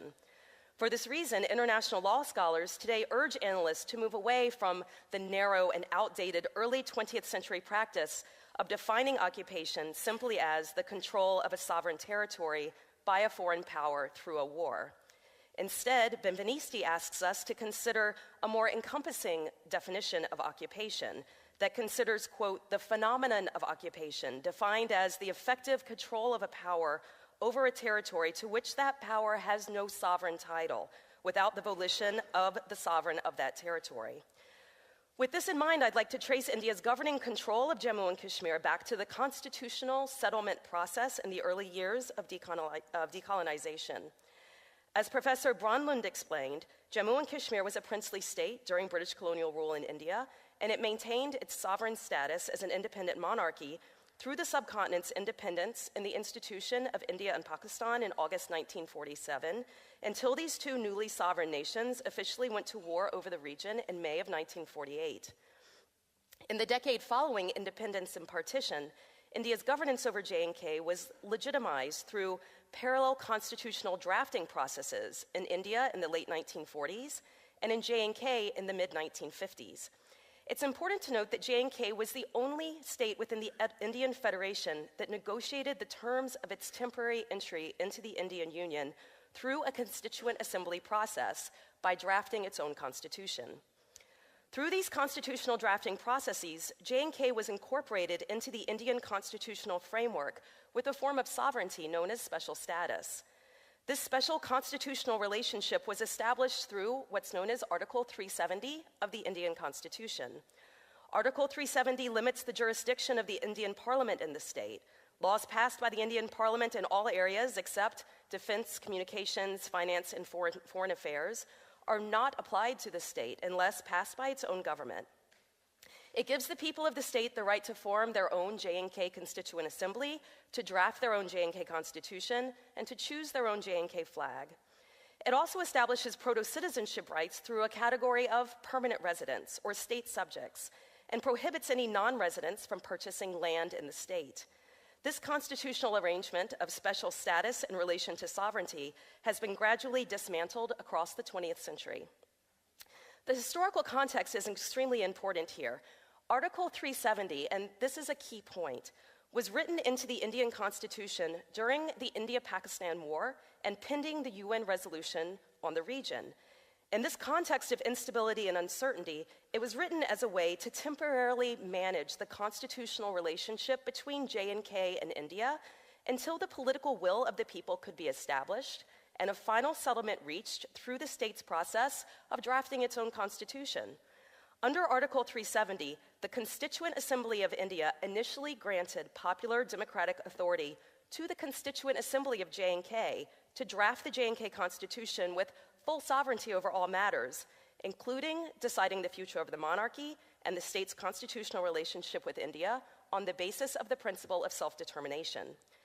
However, after Article 370 was put into place, the J&K Constituent Assembly was effectively brought under Indian control through intelligence operations, political repression, and physical force in the 1950s. Preventive detention laws were widely used in the 1950s up through the 1970s to punitively contain powerful opposition figures and to stifle democratic dissent, even when this dissent occurred within the official electoral process that ostensibly represented popular sovereignty. Popular leaders were jailed, co-opted politicians were installed. India annexed and integrated the territory through a series of executive presidential orders with the concurrence of the state government. This coercive constitutional relationship was made possible by the sense of permanent political danger and instability that was associated with the border state. We see then that across the 20th century and to the present day, India has established and maintained its effective control over J&K through constitutional processes and legal institutions that enact generalized notions of emergency and crisis. In other words, the distinctive spatial and social power relationships established in a provisional capacity amidst war and partition at the time of independence have been legitimized through rights regimes established through the constitutional structure and institutionalized through laws, executive orders, and the courts.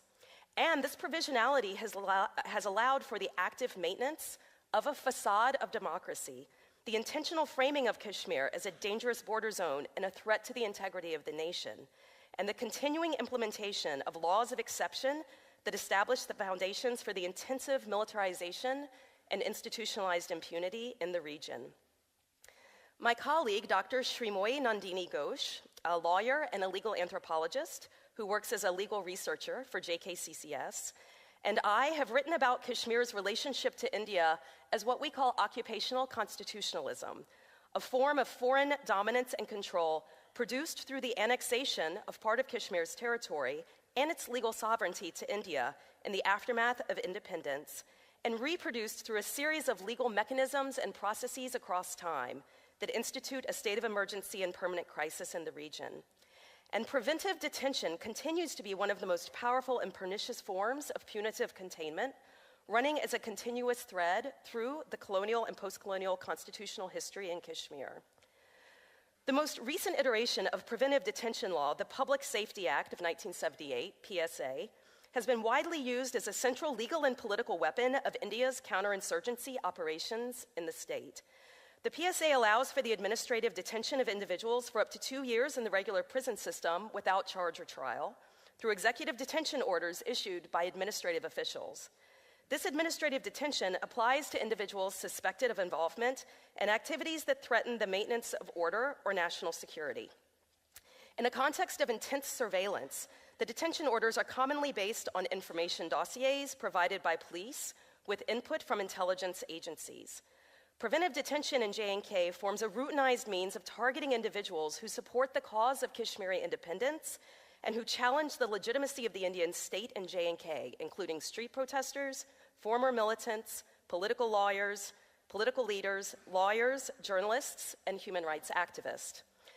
The state's strategic use of preventive detention intensifies during times of political upheaval and public protest, with police and paramilitary forces launching concerted operations of cordons and searches, mass arrest, and night raids targeting neighborhoods perceived as particularly restive or volatile. Amnesty International reports that from the 1970s to 2010, there were 10,000 to 20,000 preventive detention cases. From 2010 to the present, there have been almost 2,000 such cases. The state implements this law in an abusive and arbitrary manner. In most cases, lawyers succeed in submitting habeas corpus petitions to quash the detention orders on the grounds of vague detention. But as soon as the detainee is released, he is picked up again on another detention order or on criminal charges, leading to a seemingly endless cycle of legal and illegal detentions, arrest, and threats of arrest, justified through the logic of national security and the maintenance of public order. Preventive detention has operated throughout Kashmir's modern history as a key component of political containment, coercive governance, and authoritarian rule. The Indian state legitimizes these legal repressions by claiming that counter-hegemonic dissent has provoked the need for a state of exception. But an examination of the region's constitutional history shows us that preventive detention and other legal mechanisms of controlling dissent are not simply a suspension of rights during a temporary state of emergency. Instead, they are a permanent feature of occupational constitutionalism, and they are written into the legal logic of the post-colonial Indian state. Thank you.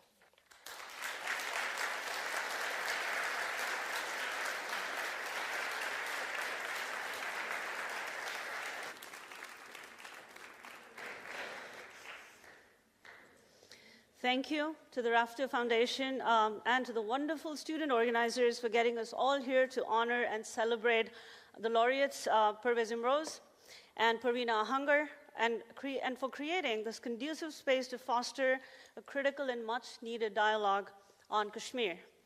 My talk today situates the struggle for human rights in Kashmir within the context of Kashmiri aspirations for self-determination and the history of region's contested and provisional accession to India.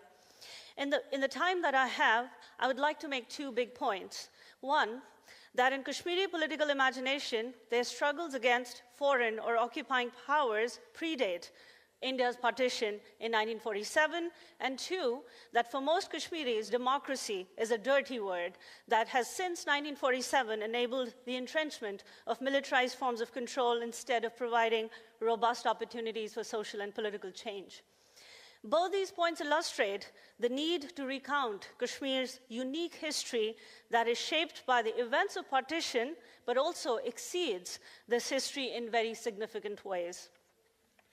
Tracked often to the unfinished business of partition between India and Pakistan, the Kashmir question has in most mainstream accounts remained beholden to this history, which most definitively transformed conceptions of home, nation, land, and territory. In this entire subcontinent. Kashmir, too, much like other parts of India, was violently carved into pieces and divided between two warring nations. And yet, in the Kashmiri political imaginary, the history of their struggle against occupying powers is much older and dates back most markedly to the time in 1846 when the British sold Kashmir to the Hindu Dogra king Gulab Singh for the paltry sum of 75 lakh rupees. Lamenting the indignities of this transaction, the famous Urdu poet Hafiz Jalandhari wrote a poem decrying the deed of sale that started in Kashmir a reign of terror and strife while reducing Kashmiris to the status of slaves. Two of its couplets run like this. The fate of human beings was sold for rupees 75 lakhs. Kashmir's paradise was sold for rupees 75 lakhs. Also, the artist... I'm sorry. How do I turn the, sorry. The artist Chitto Prasad's graphic image, which first appeared in People's Age, the magazine of the Communist Party of India, in June 1946, captures the oppression of Kashmiris under the Dogra regime. Many years later, in 1946, Kashmiris launched the Quit Kashmir movement against the Dogra rule. Sheikh Abdullah, one of its chief architects, proclaimed, quote, "No sale deed, however sacrosanct, could condemn more than 4 million men and women to the servitude of an autocrat," end quote. Although it didn't quite achieve its intended goals, the Quit Kashmir movement foregrounds the lived history of resistance politics in Kashmir at the time. A quote from the 1946 issue of the People's Magazine illustrates the spirit of this movement. And I quote, "Quit Kashmir. Hundreds of placards bearing the slogan in bold letters have appeared all over Srinagar. At night, the city rings with groups shouting the slogans of the resistance. The Dogra soldiers rush madly every time they hear the slogan in the direction from which it comes. But the people are away, and steadily, proudly comes the cry from somewhere else, Kashmir ko chhod do, quit Kashmir." The history of being sold and then subjected to indentured labor, or begar, by the Dogra kings is still raw in people's memories. Stories of being enslaved and subjected to inhumane conditions circulate in local poetry and folklore. The Kashmiri language, too, reflects the sedimented history of oppression and servitude.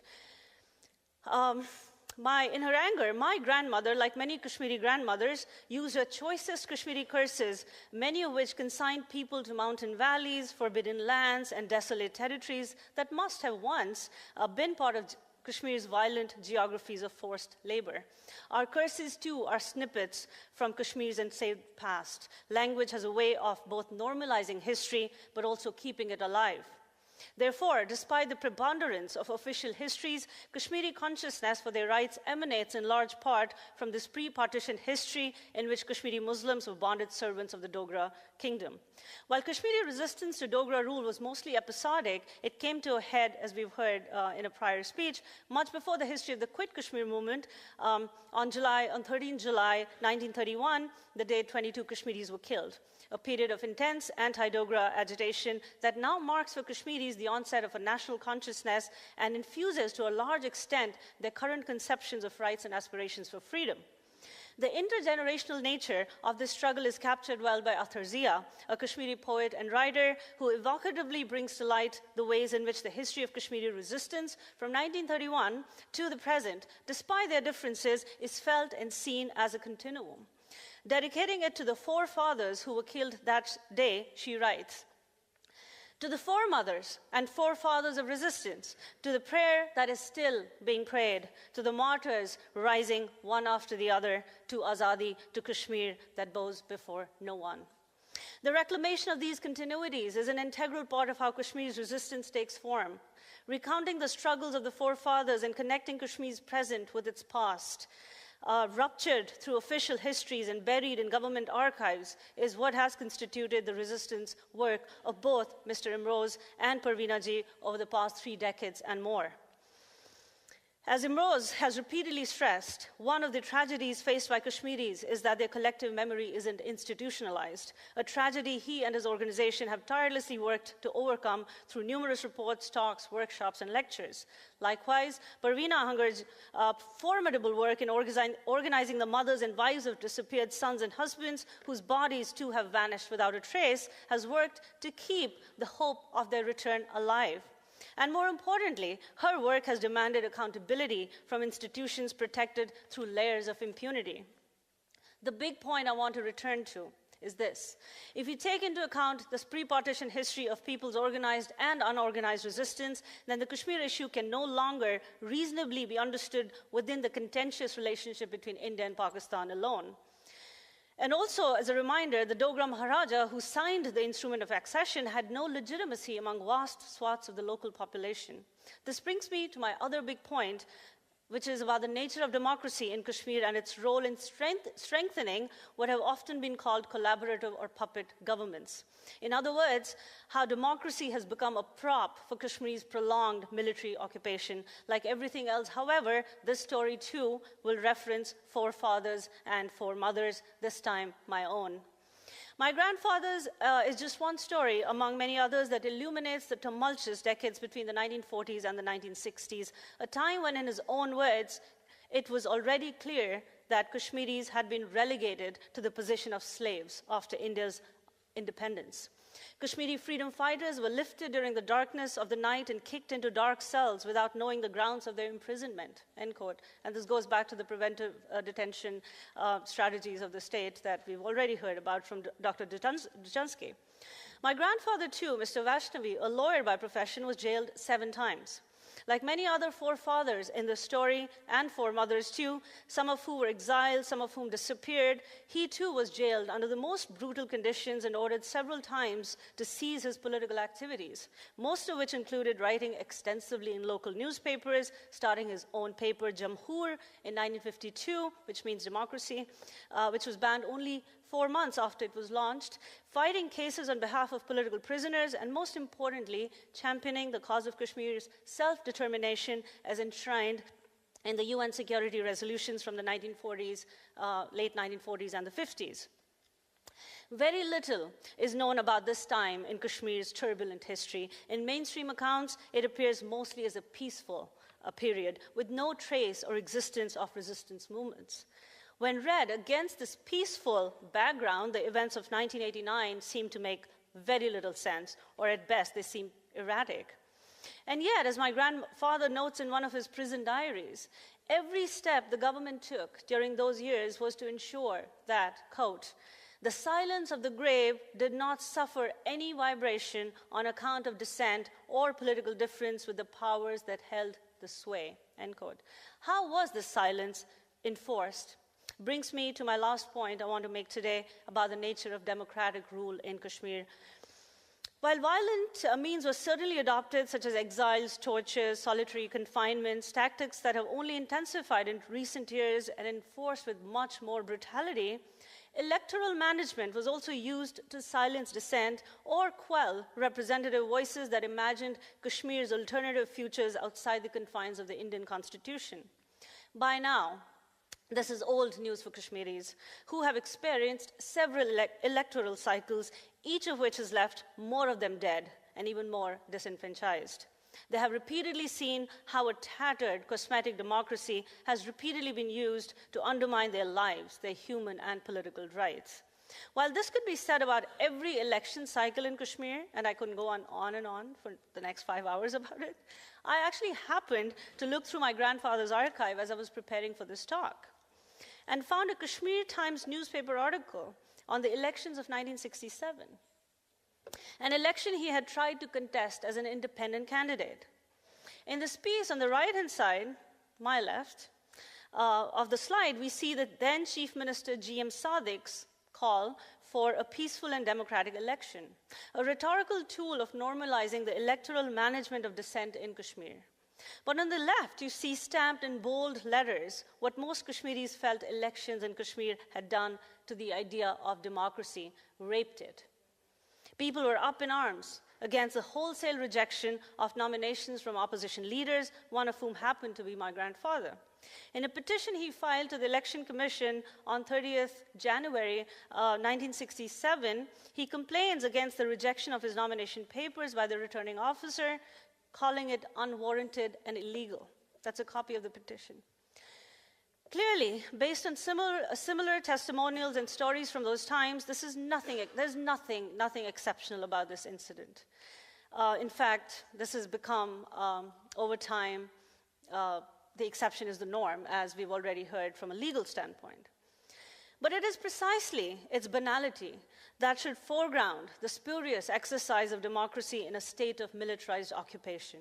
In such a state, democracy can no longer connote freedom, dignity, or liberation, but becomes the very instrument that is used to normalize and intensify the grip of a violent and brutal military occupation over a people's past and present.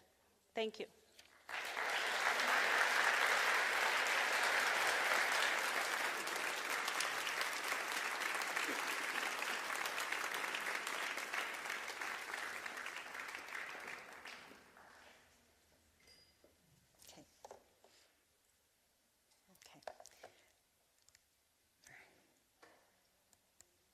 So first of all, I would like to congratulate Parveena Ahangar and Parvez Imroz for the award of the Rafto Human Rights Prize for 2017. I'd like to thank the Rafto Foundation for awarding this prize because it puts a significant spotlight on Kashmir so that we actually have, as the other speakers have said, a highlight or Kashmiris being able to speak to the international community without having the lens of an Indian narrative controlling it.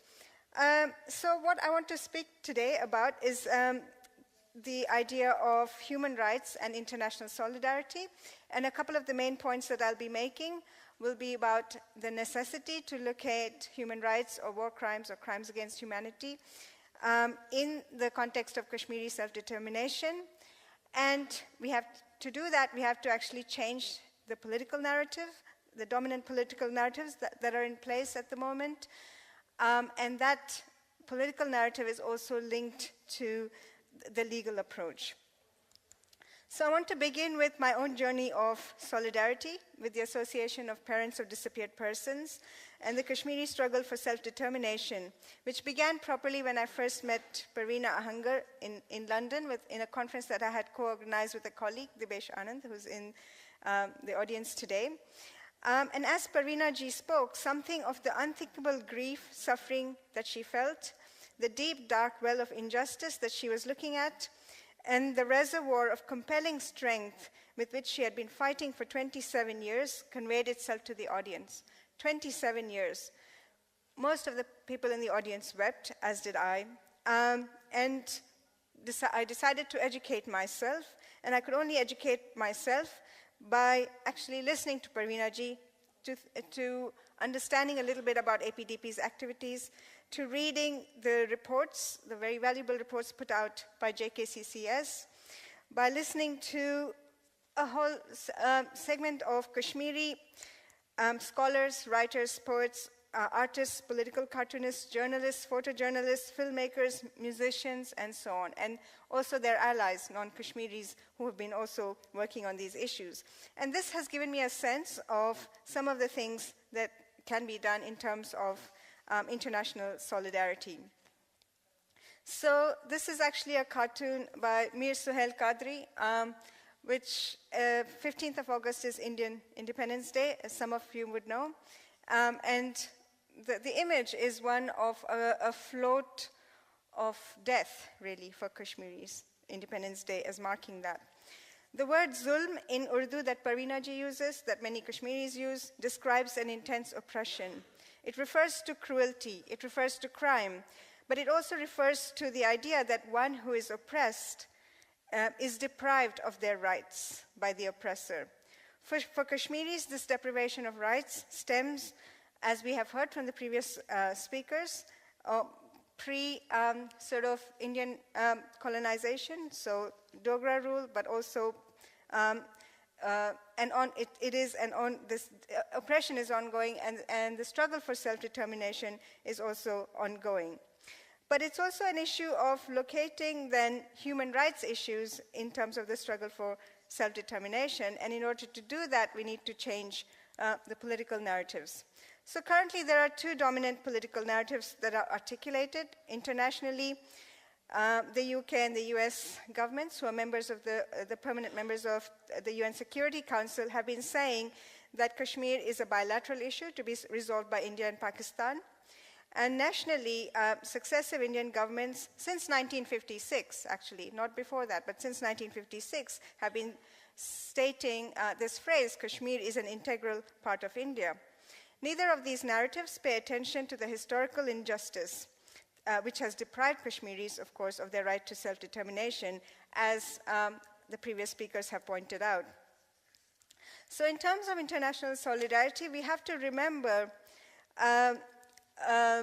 sort of that there are actually ongoing Kashmir solidarity movements from all quarters that have been ongoing for a long time. I'm just going to refer to two examples.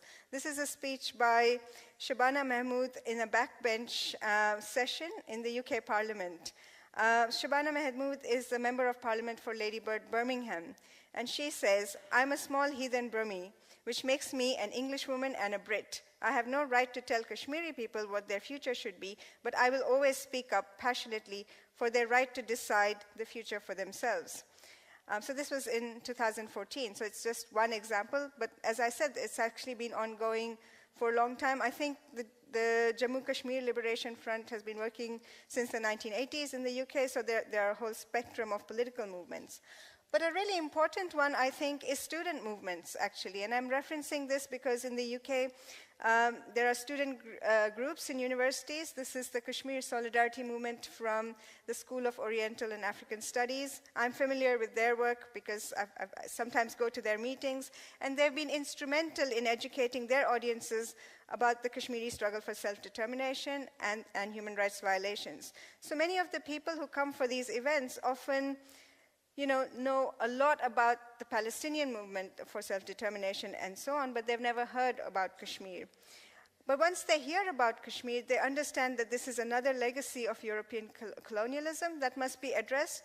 But we also need to understand that this is not simply a question of a European legacy of colonialism, but a moment where we need to think about the ways in which we can talk about this as Indian colonialism.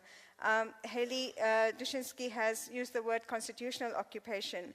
So one of the things that I say is that the moment of independence for the Indian nation state was also a moment of its own expansion over territories whose people did not agree to or confirm accession to the Indian state. In this sense, Indian governmental obstruction of Kashmiri self-determination through political and militarized means, through state violence, means that we are now speaking of the Indian occupation of Kashmir. So self-determination, Karen Parker, who's an international human rights lawyer, reminds us, sorry, my notes are a bit faint, so I'll just read from up there. So the International Court of Justice refers to the right to self-determination as a right held by people rather than a right held by governments. And she also says Kashmir is a victim of an imperfect decolonization that to date has led to the realization has not led to the realization of the expression of self-determination of the Kashmiri people.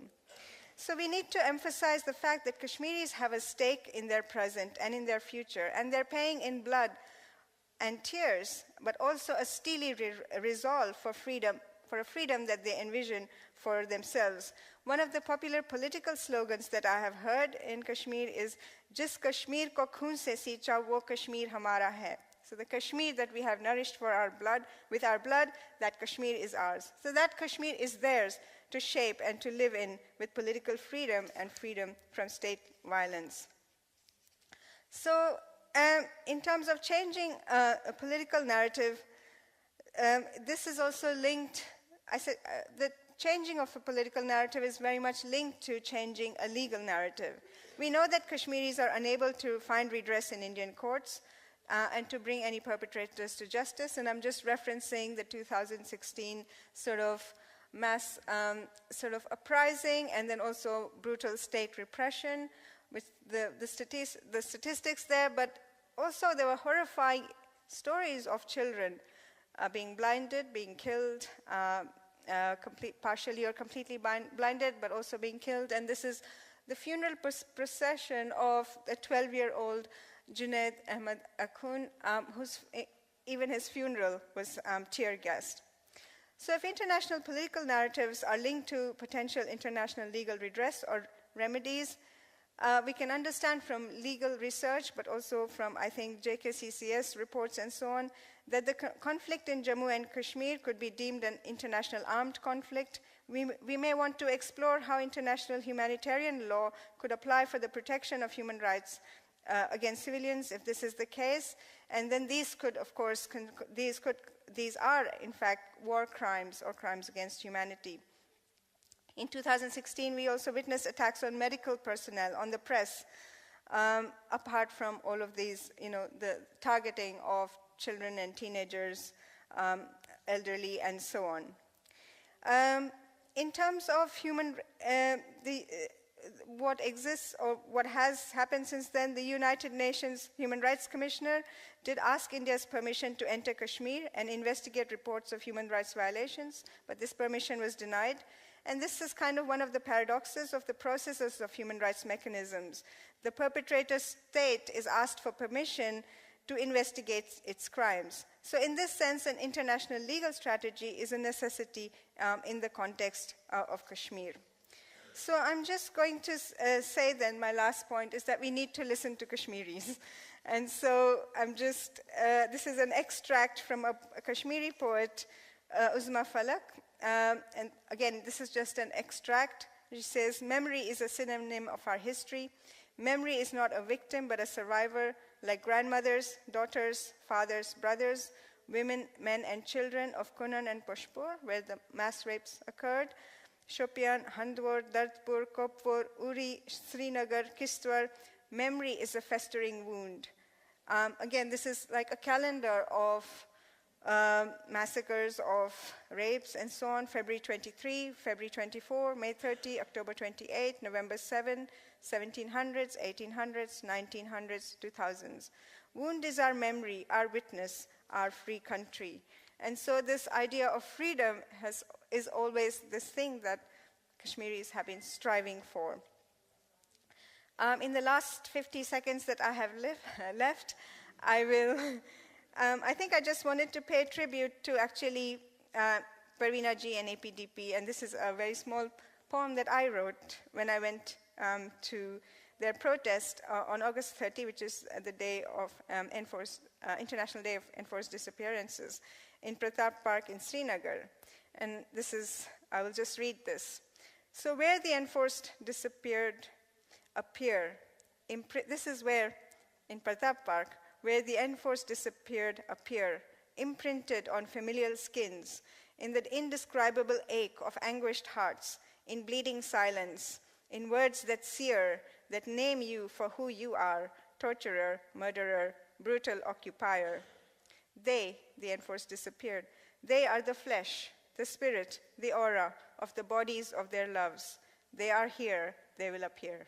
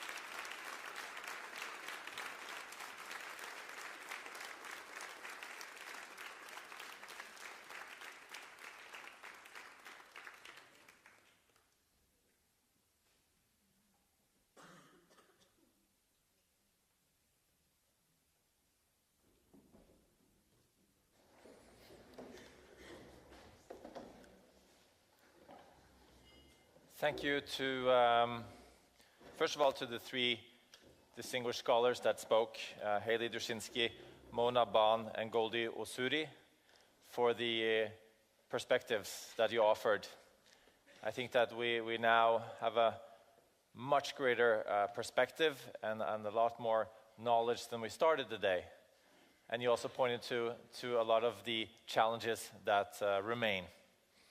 Thank you also to Jonas Apeland Salomonsen, who's a pianist and an organist from Bergen. He studies at the Norwegian Academy of Music. Thank you for giving music to the powerful images that we saw, and also following the powerful words that we heard. I would now like to welcome up to the stage our distinguished laureates, Parveena and Parvez, please.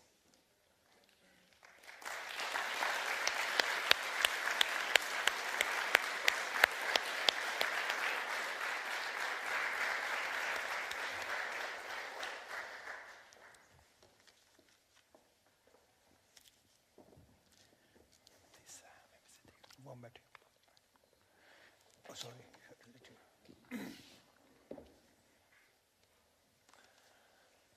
Thank you so much.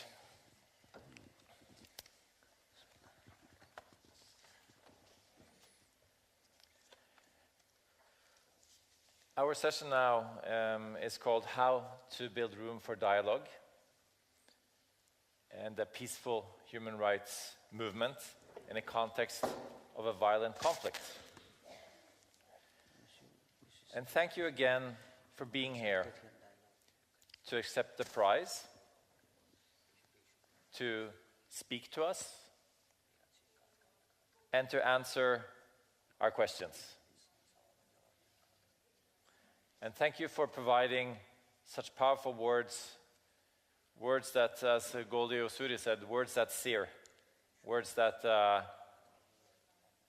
mark all of us that are here today and that we will take with us. Please continue to write questions. I have the phone here, and we will register all your questions, and I'll try as best as I can to find room for them. But let me just start by saying, how are you able to uphold your optimism through all that your personal struggles and the political struggles which you have faced through decades now? Maybe we can start with you, Parvez Imroz. Yeah. But can you repeat the question again? Yes. Sorry. How are you able to be optimistic? Well, I'm not optimistic, telling you very frankly. You see, the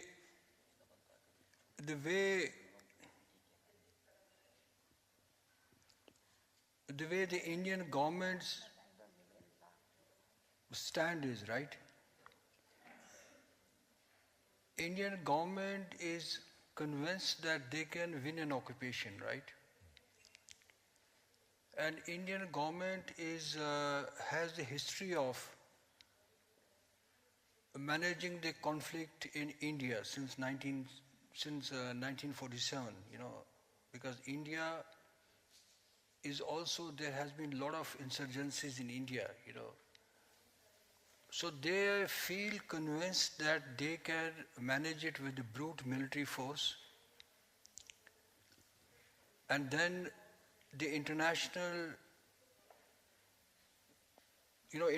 concerns, they can also contain, because of finally the governments it is the trade relations which matter. Governments are not led by the moralities, right? So India is very convinced that they can contain it, and with the passage of time, they will resolve it. This is my optimistic view. I mean, pessimistic view. But the optimism here is that how only, as I've been telling you, the only optimism is that how the global civil society, how they can, because the global civil society has a very important role. For example, if we see when there was a war in Iraq, that how there was a huge mobilization against that war, when US were on the pretext of weapons of mass destruction, they invaded the Iraq. So at that time, the people in Europe, people in US, that was really remarkable. And that is my only silver lining, I feel. Yeah. Thank you. And if I'm able to rephrase the question, how are you able to balance the optimism and pessimism, Parveena Ahangar?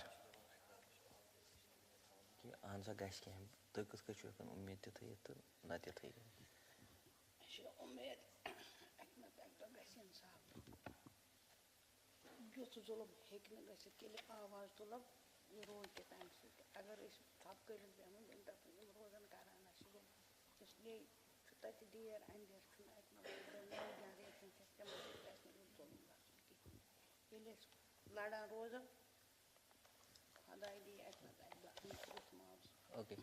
She says that the challenge is to keep the fight on persistently. She has optimism that it's this generation who has not got justice, is maybe the next generation. The challenge for her is that pessimism that this generation will not get justice. But the optimism for her is that one day, maybe next generation, if we are able to transform and transfer the entire injustice and crimes committed to them, may get justice in future.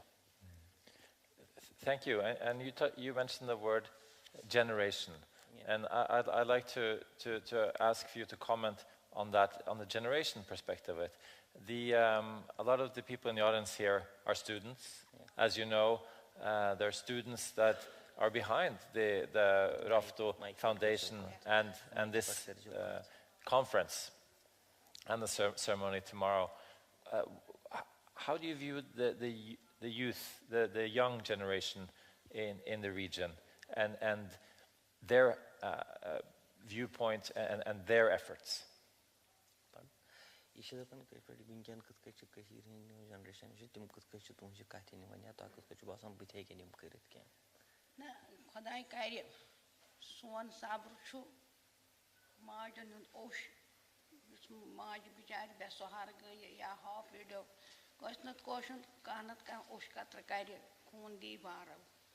इसलिए नव generation नबरिम Hindustan बच्चे तम internship करने तम वुचान हिंदुस्तान कोता जुलम गो यह brought brought पकान अक ना अक दह मिली इंसाफ इंसाफस उम्मीदवार तमें खतर लड़ा युथ जुलम गंस She says that we have suffered a lot. She says that she is optimistic about things because blood one day will leave its trail. And we have interns coming from across globe, from rest of the India, from many other countries who learn, who get sensitized, and we are optimistic they will consistently raise voice for us. And one day we will get justice. Would you like to comment on this? I think Parveena is right here because she is very hopeful about the Indian civil society, right? Because there is also the growing realization within the Indian civil society, the cost of the occupation in Kashmir, which is very huge. You know that India is, after Saudi Arabia, is the largest importer of the arms. You know, a country like India, where there are 200 largest. I mean, India is a country which is ahead in poverty than many sub-Saharan African countries, but they are spending huge money on the armament, right? They're getting more arms, and then a country where you have that 77% Indians live less than $50 a day. I mean, and then in other indexes conducted by by different institutions, they are going down. So what also we have been impressing upon the Indian civil society, that finally that it's not only Kashmiri which is suffering, you also are invisibly, you also are paying for the cost of the occupation, right? So there is an engagement with the Indian civil society, which unfortunately after the new government came, which is very hawkish, the present government, they have choked the space of the Indian civil society there also. So they also are, there is a growing realization that Kashmir at what cost? Because Kashmir is a wound, that which is healing. But other thing which is very important for me to understand, inform here the audience, how India gets away. Because how India manages the issues internationally. In 1995, that 5 foreigners were abducted in Kashmir. One was the Norwegian named Ostro. And the 5 foreigners, 2 were from US and Britain, Germany and Norwegian. Norwegian was beheaded by a terrorist there. But the 5 foreigners who could have been rescued by the Indian army, they were abducted by a group, very little known group called Al-Faran. It was a foreign militant group there. They have abducted them and they have made some demands regarding releasing of some their fellows. But after that, the Indian army could have rescued them. It is the revelation made by the 2 authors, British author, Adrian Levy and Cathy Scott. They wrote a book, Meadow, in which they investigated this kidnapping of 5 foreigners, which became a huge international issue. 5 governments were involved. Norwegian were also involved there. So they could have rescued them, but they did not, because they want to carry it on to highlight in Kashmir it is a terrorism movement, right? And then finally, according to the revelation made in the book, The Meadow, it was written by these 2. They said that how finally these 5 foreigners were handed over to the Indian army gunmen, the private militia who is working with the army, and they killed them. The kidnapping became a huge issue internationally. I was told here by Norwegian friends that Norway, the photo of Ostro was well known, it was very much noticed. But how many people know finally that these people would have been rescued by the Indian state, Indian army? They did not. They allowed them and finally they got them killed. This is what I am saying, is that how is the modus operandi of the Indian state? Can I follow up that question by asking a question from the audience? How will the Indian government react now that you have gotten this award?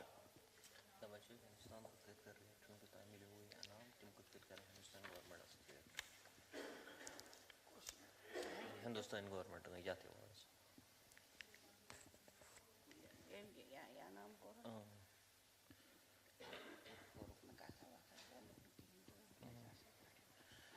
She says that they have not talked to anything about this award till this point of time, but definitely some reactions will come out once we are back. Would you like to add on? See, India is very conscious of its image. India has a good image worldwide. A lot of democracy, incredible India. Yoga now they have made an international day in the United Nations. Then the soft power India has, very powerful throughout the world. But India is also conscious about the image, right? Its image, particularly before the European countries. So they don't want the only fear they have, the Kashmir issue should not get externalized. It should not get externalized, what they are doing in Kashmir. So I think this award may disturb them, of course, but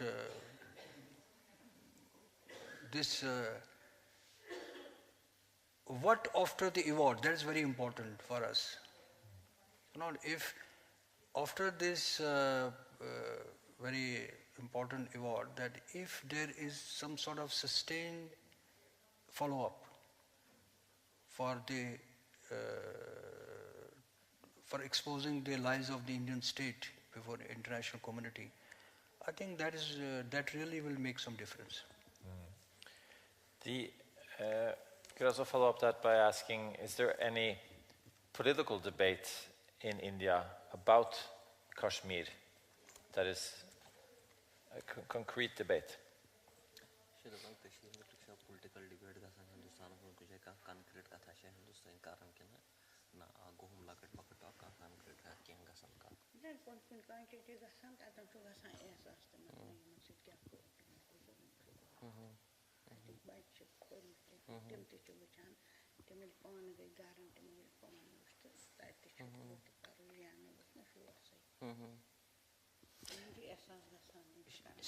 She says that there are reasons for it when students turn up along to come here for internship that creates an ecosystem in the rest of India to create a dialogue, but that's not necessarily a political dialogue, but it's a very limited one. The people talk over Kashmir that only again is possible, has been possible since years once they get acquainted towards the atrocities committed by government of India in Kashmir.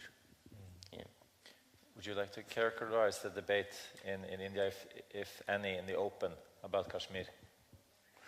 No, in India there is because there is we have a lot of interaction with the Indian civil society groups there. Mostly the civil society in India is being dominated, as I said earlier, the upper caste, Brahmanical, which are also ruling India. But there is a debate that how long we are going to accept the shame from the international, because morally Indian state is very defensive on Kashmir, And then even if we have seen 2010 and 2016, there are a lot of dissident voices within Indian politicians also. Even one politician who was the Home Minister, former Home Minister, he has said that we have to give autonomy, what he said, azadi or somehow. And even there are journalists there. But finally, Kashmir is a very sensitive issue for the Indian government, It's a very, very sensitive issue because they are seeing Kashmir issue through the prism of Pakistan, And but there is a growing realization that Kashmir, after 70 years, we have to resolve it here.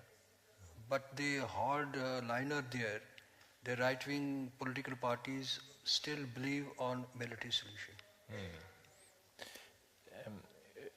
Would you care to maybe elaborate a little bit on Pakistan's role? And what you expect from Pakistan's role in the process forward?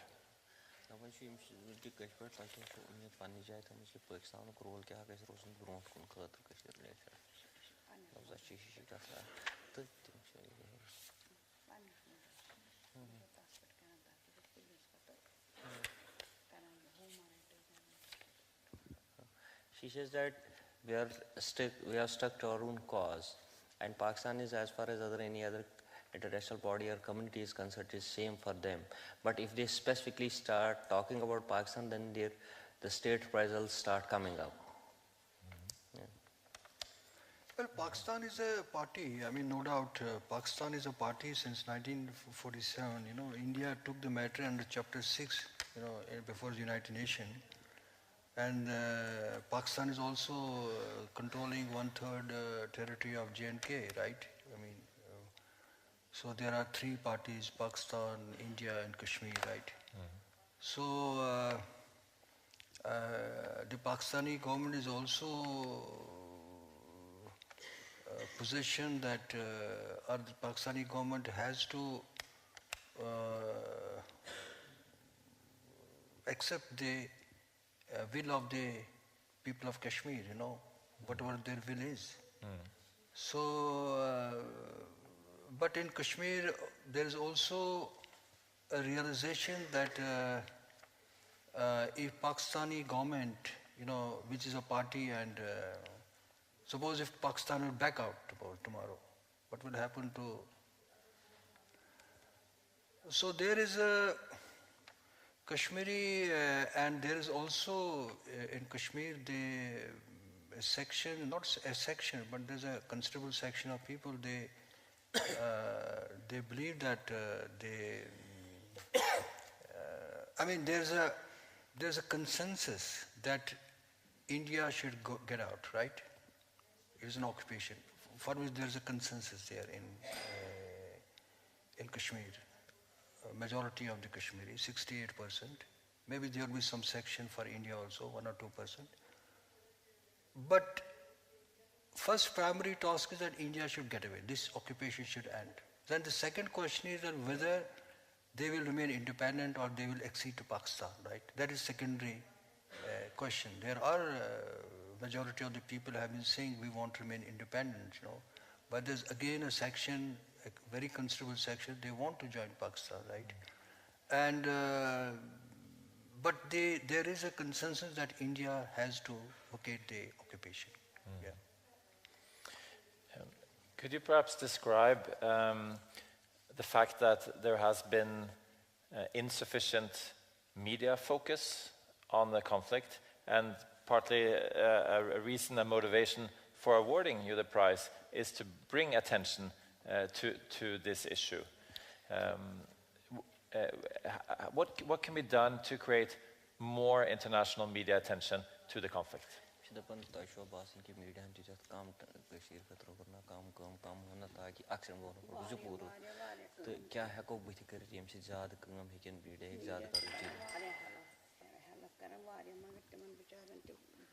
Ishwan international media to Mohova Kashmir Maza Tim Kutket Hurra and Kashmir Kutket Kum Cheers Bajan Karin Tak international media Hai Jazat Kashmir Varas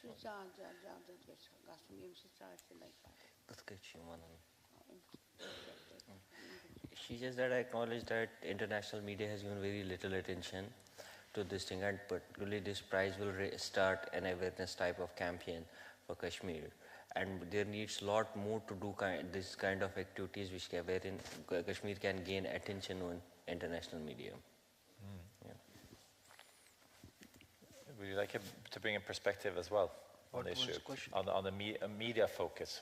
Why has there been insufficient media focus on the issue, on the conflict, and what can be done to bring further media attention? Media has been particularly after 1998. You know, Kashmir it got attention in 1998 when there was a nuclear explosion by India. Then there was a response from Pakistan, nuclear response from Pakistan. And then it got huge, Kashmir got a huge, attention globally. And then also the human rights violations being done in a sustained manner there, which is still continuing there, So they have been reporting there, but Kashmir is only a news, between India and Pakistan. Suppose when the Kargil happened in 1999, when there was in Kargil skirmishes between India and Pakistan, and at that time there was a lot of fear that there should not be a full-fledged war. But thanks to US intervention, it stopped, So media has been only, there has been international coverage by the media there.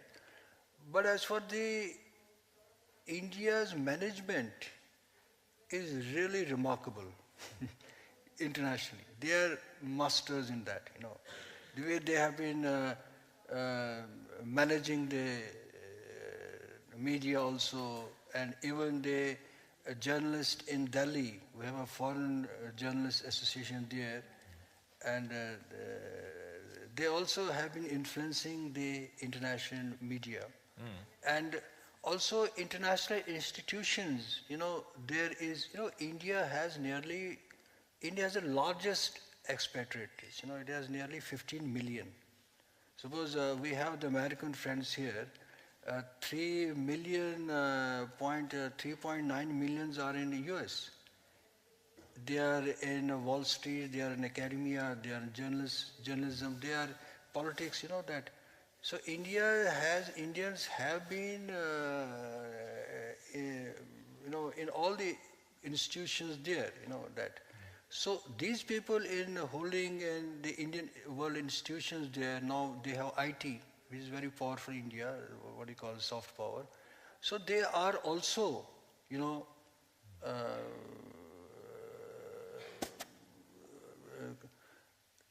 trying their best to, to contain, to support the government's position on Kashmir. Yeah. That is the big issue. Yeah. You mentioned technology, and how can business and human rights play a role together? And how can the international community use a business perspective to help pursue human rights in the area? Is it possible? No, it is other way around. India has been because India is a huge market, for the international. So India has been able to have trade relations, with MNCs, and then so once you have the trade relations, finally that you are neutralizing these people also. They can't take. I mean, finally, even the corporations that, suppose if the corporations there's a corporate social responsibility, right? In the corporate social responsibility, how many of them would like to work for the half widows or for the children of disappeared people or for mass graves? They can't. So India has the trade has been also used by the India, to use as a deception for the Kashmir. Is that something you would like to comment on as well? How business and how technology, for instance, trade relations towards India can play a role in human rights efforts?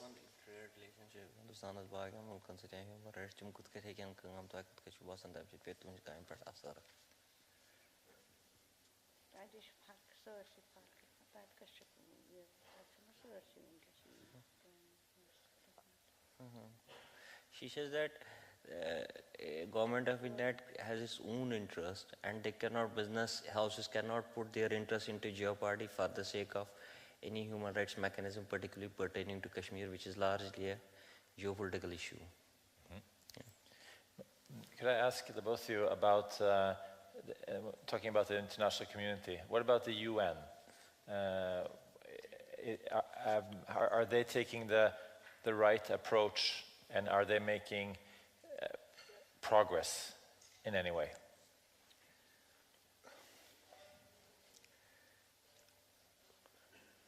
Well, UN, we had recently the Universal Periodic Review.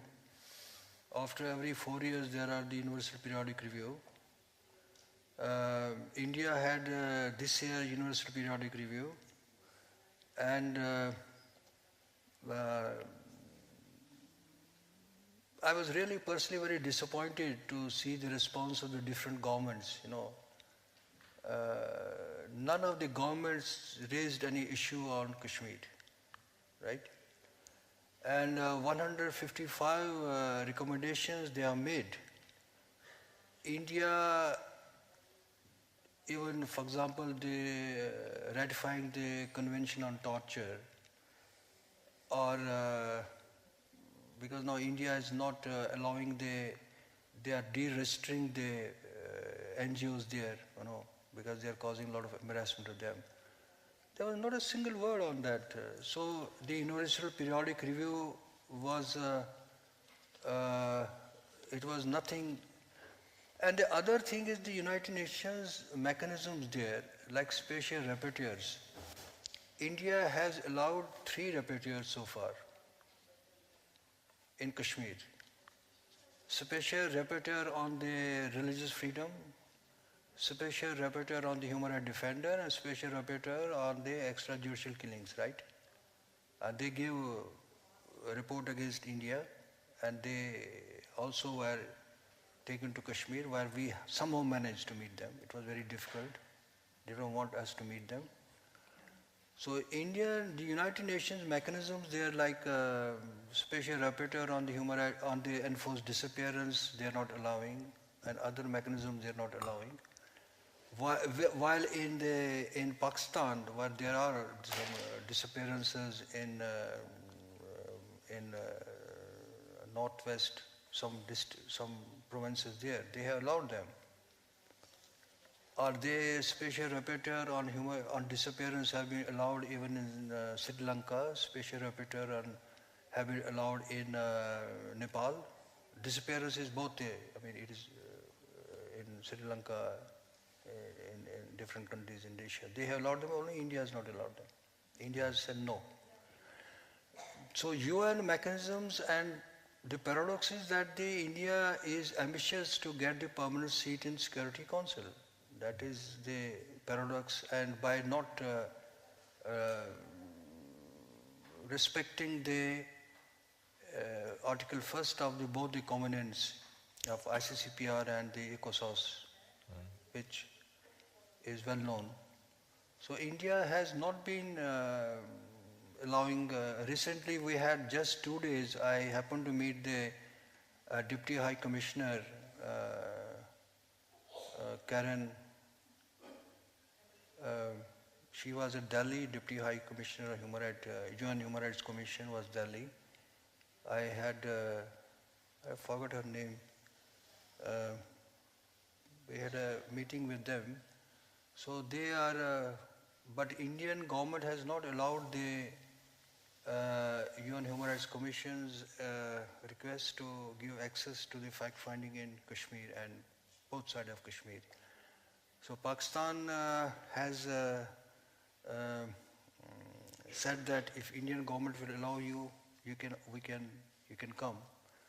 But Indian government has not allowed them. Indian government is very, very sensitive on Kashmir. Even the international organizations in Kashmir, like ICRC, we have a ICRC there. They have no mandate. Even the ICRC, which has been working on the missing persons in different countries, which has been working on the mass graves. So ICRC has been told not even to go and meet the detainees. They had a very limited mandate, MOU, that was to meet the detainees in jails. Even now they have stopped. I don't know whether ICRC is going to leave. So India is not very, even when there are elections there, because once there are elections in a conflict area, and the elections which has always remained controversial, as was said here by our friends from US, because they have been rigged. But India has not allowed the international organizations, because India is saying we did not get a certificate from the white people, so there's no need of monitoring, and we have our own civil society and so on. Could I ask this question first to Parveena?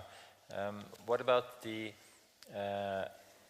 has the work of human rights activism developed through the recent years, through new instruments such as the social media? Is that something that has engaged new initiatives? Social media, Facebook, also the internet as well.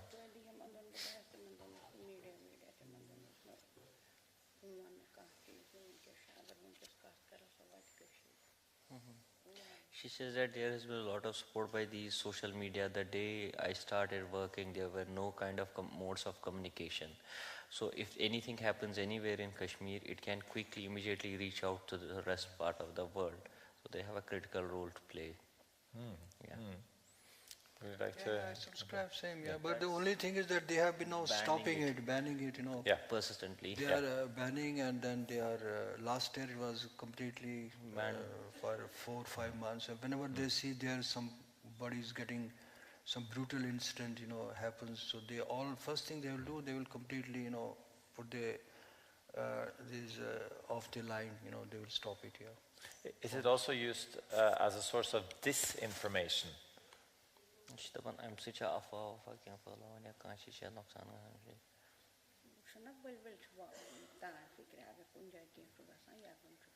She says it's not for disinformation, maybe not from this mechanism, it has not been used for disinformation purposes.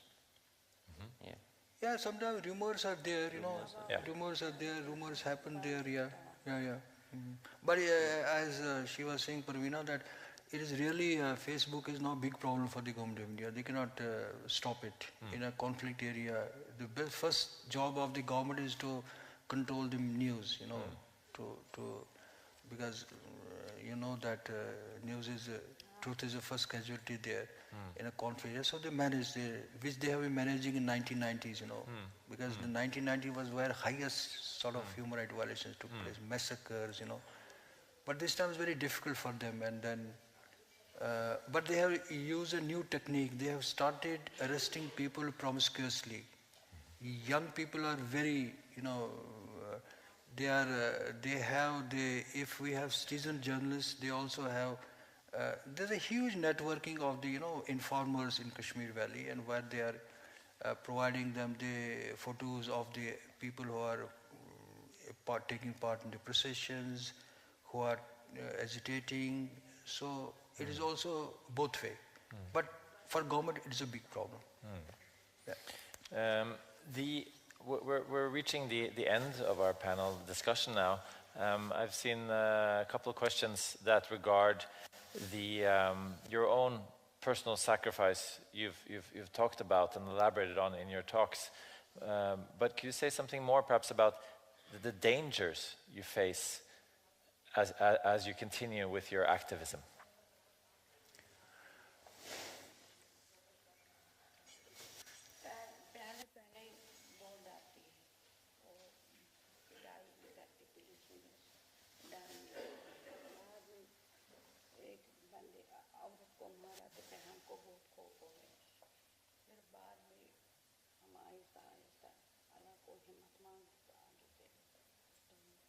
She said initially there was an element of fear, that over a period of time that element of fear is over.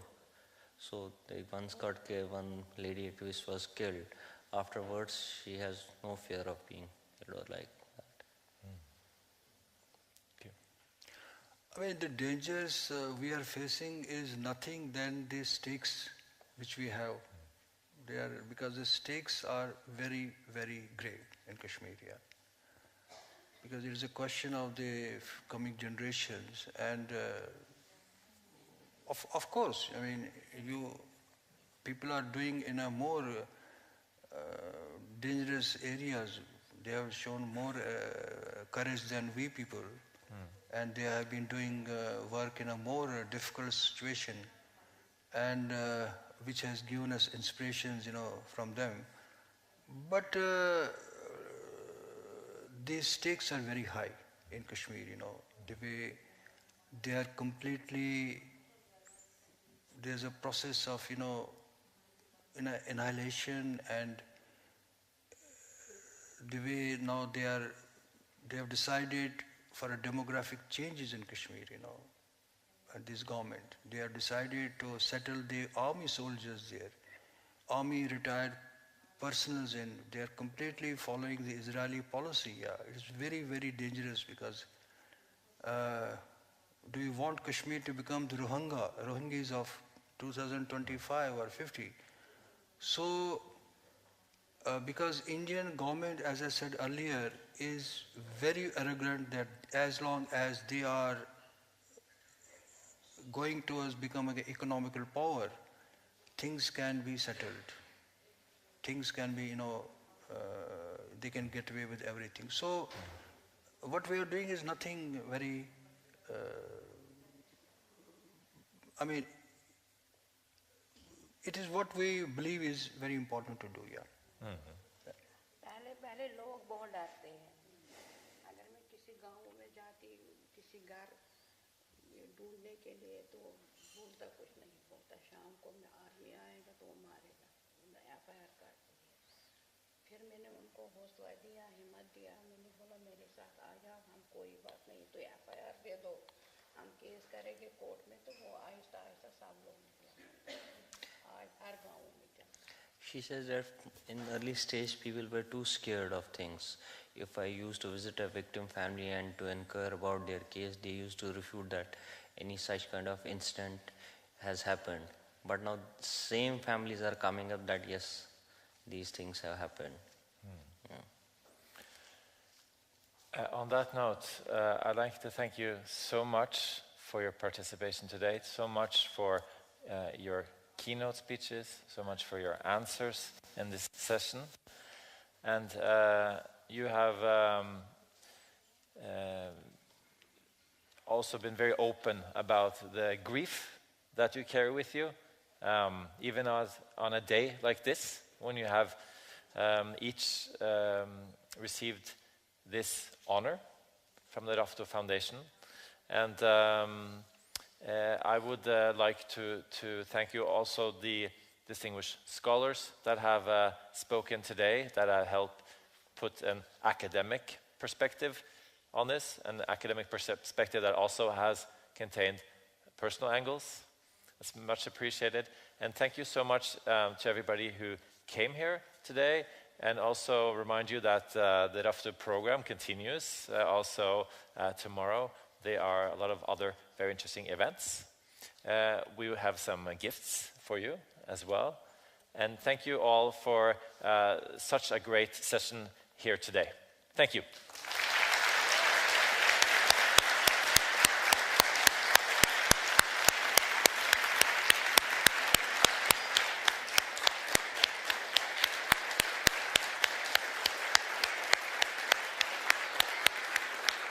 Are you there?